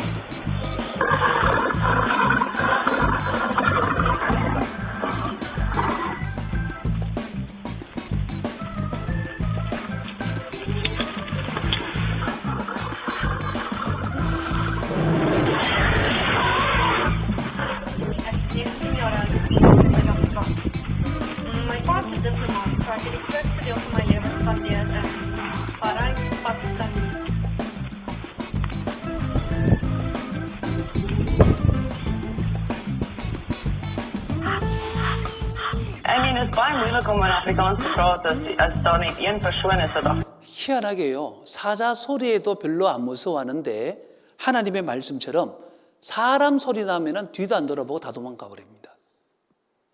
기가 막히죠. 그래서 옛날 그 요즘 되게 이제 산에 가는 사람들 보면은 라디오나 막 크게 틀고 이렇게 가잖아요. 굉장히 지혜로운 겁니다. 천지가 주의 규례대로 오늘까지 있으면 만물이 주의 종이 된 영혼이다. 우리 같이 한번 읽겠습니다. 시작. 천지가 주의 규례대로 오늘까지 있으면 만물이 주의 종이 된 영혼이다. 왜 그렇게 되어져 있습니까? 만물이 주의 종이 돼. 종은 주인이 시키는 대로 하잖아요. 하나님이 그렇게 하도록 설계하셨고 만드셨고 계획하셨기 때문에. 타조는 왜 지혜가 없습니까? 하나님이 지혜를 안 주셨다니까요. 산양은 왜 그렇게 높은 산에 잘 올라갑니까? 하나님이 그렇게 설계하셨습니다. 왜 짐승들은 사람 소리 들으면 다 도망가죠? 하나님이 그렇게 설계하셨습니다. 박스 속에 뭐가 들어있습니까? 넣은 사람만이 알 수 있겠죠. 고양이가 뛰어다닙니다. 넣지 않으면 알 수가 없죠. 다른 사람은 모릅니다. 넣은 사람은 알 수 있습니다. 그것처럼요, 하나님은 왜 이 우주 만물에 대해서 그렇게 잘 알고 계시느냐? 하나님이 만드셨기 때문에 그렇습니다. 그래서 하나님이 성경을 통해서 우리에게 자신을 증거해 주셨습니다. 그래서 우리는 성경을 통해서 하나님을 알 수 있는 거예요. 성경을 통해서. 그래서 성경을 배우면은 하나님에 대해서 알 수 있고, 성경을 배우면은 구원을 받으실 수가 있는 겁니다. 에이, 뭐 귀찮아. 뭐 되는 대로 살래. 물론 그 결과도 본인이 책임을 져야 되겠죠. 여보세요. 맛있게 먹습니다.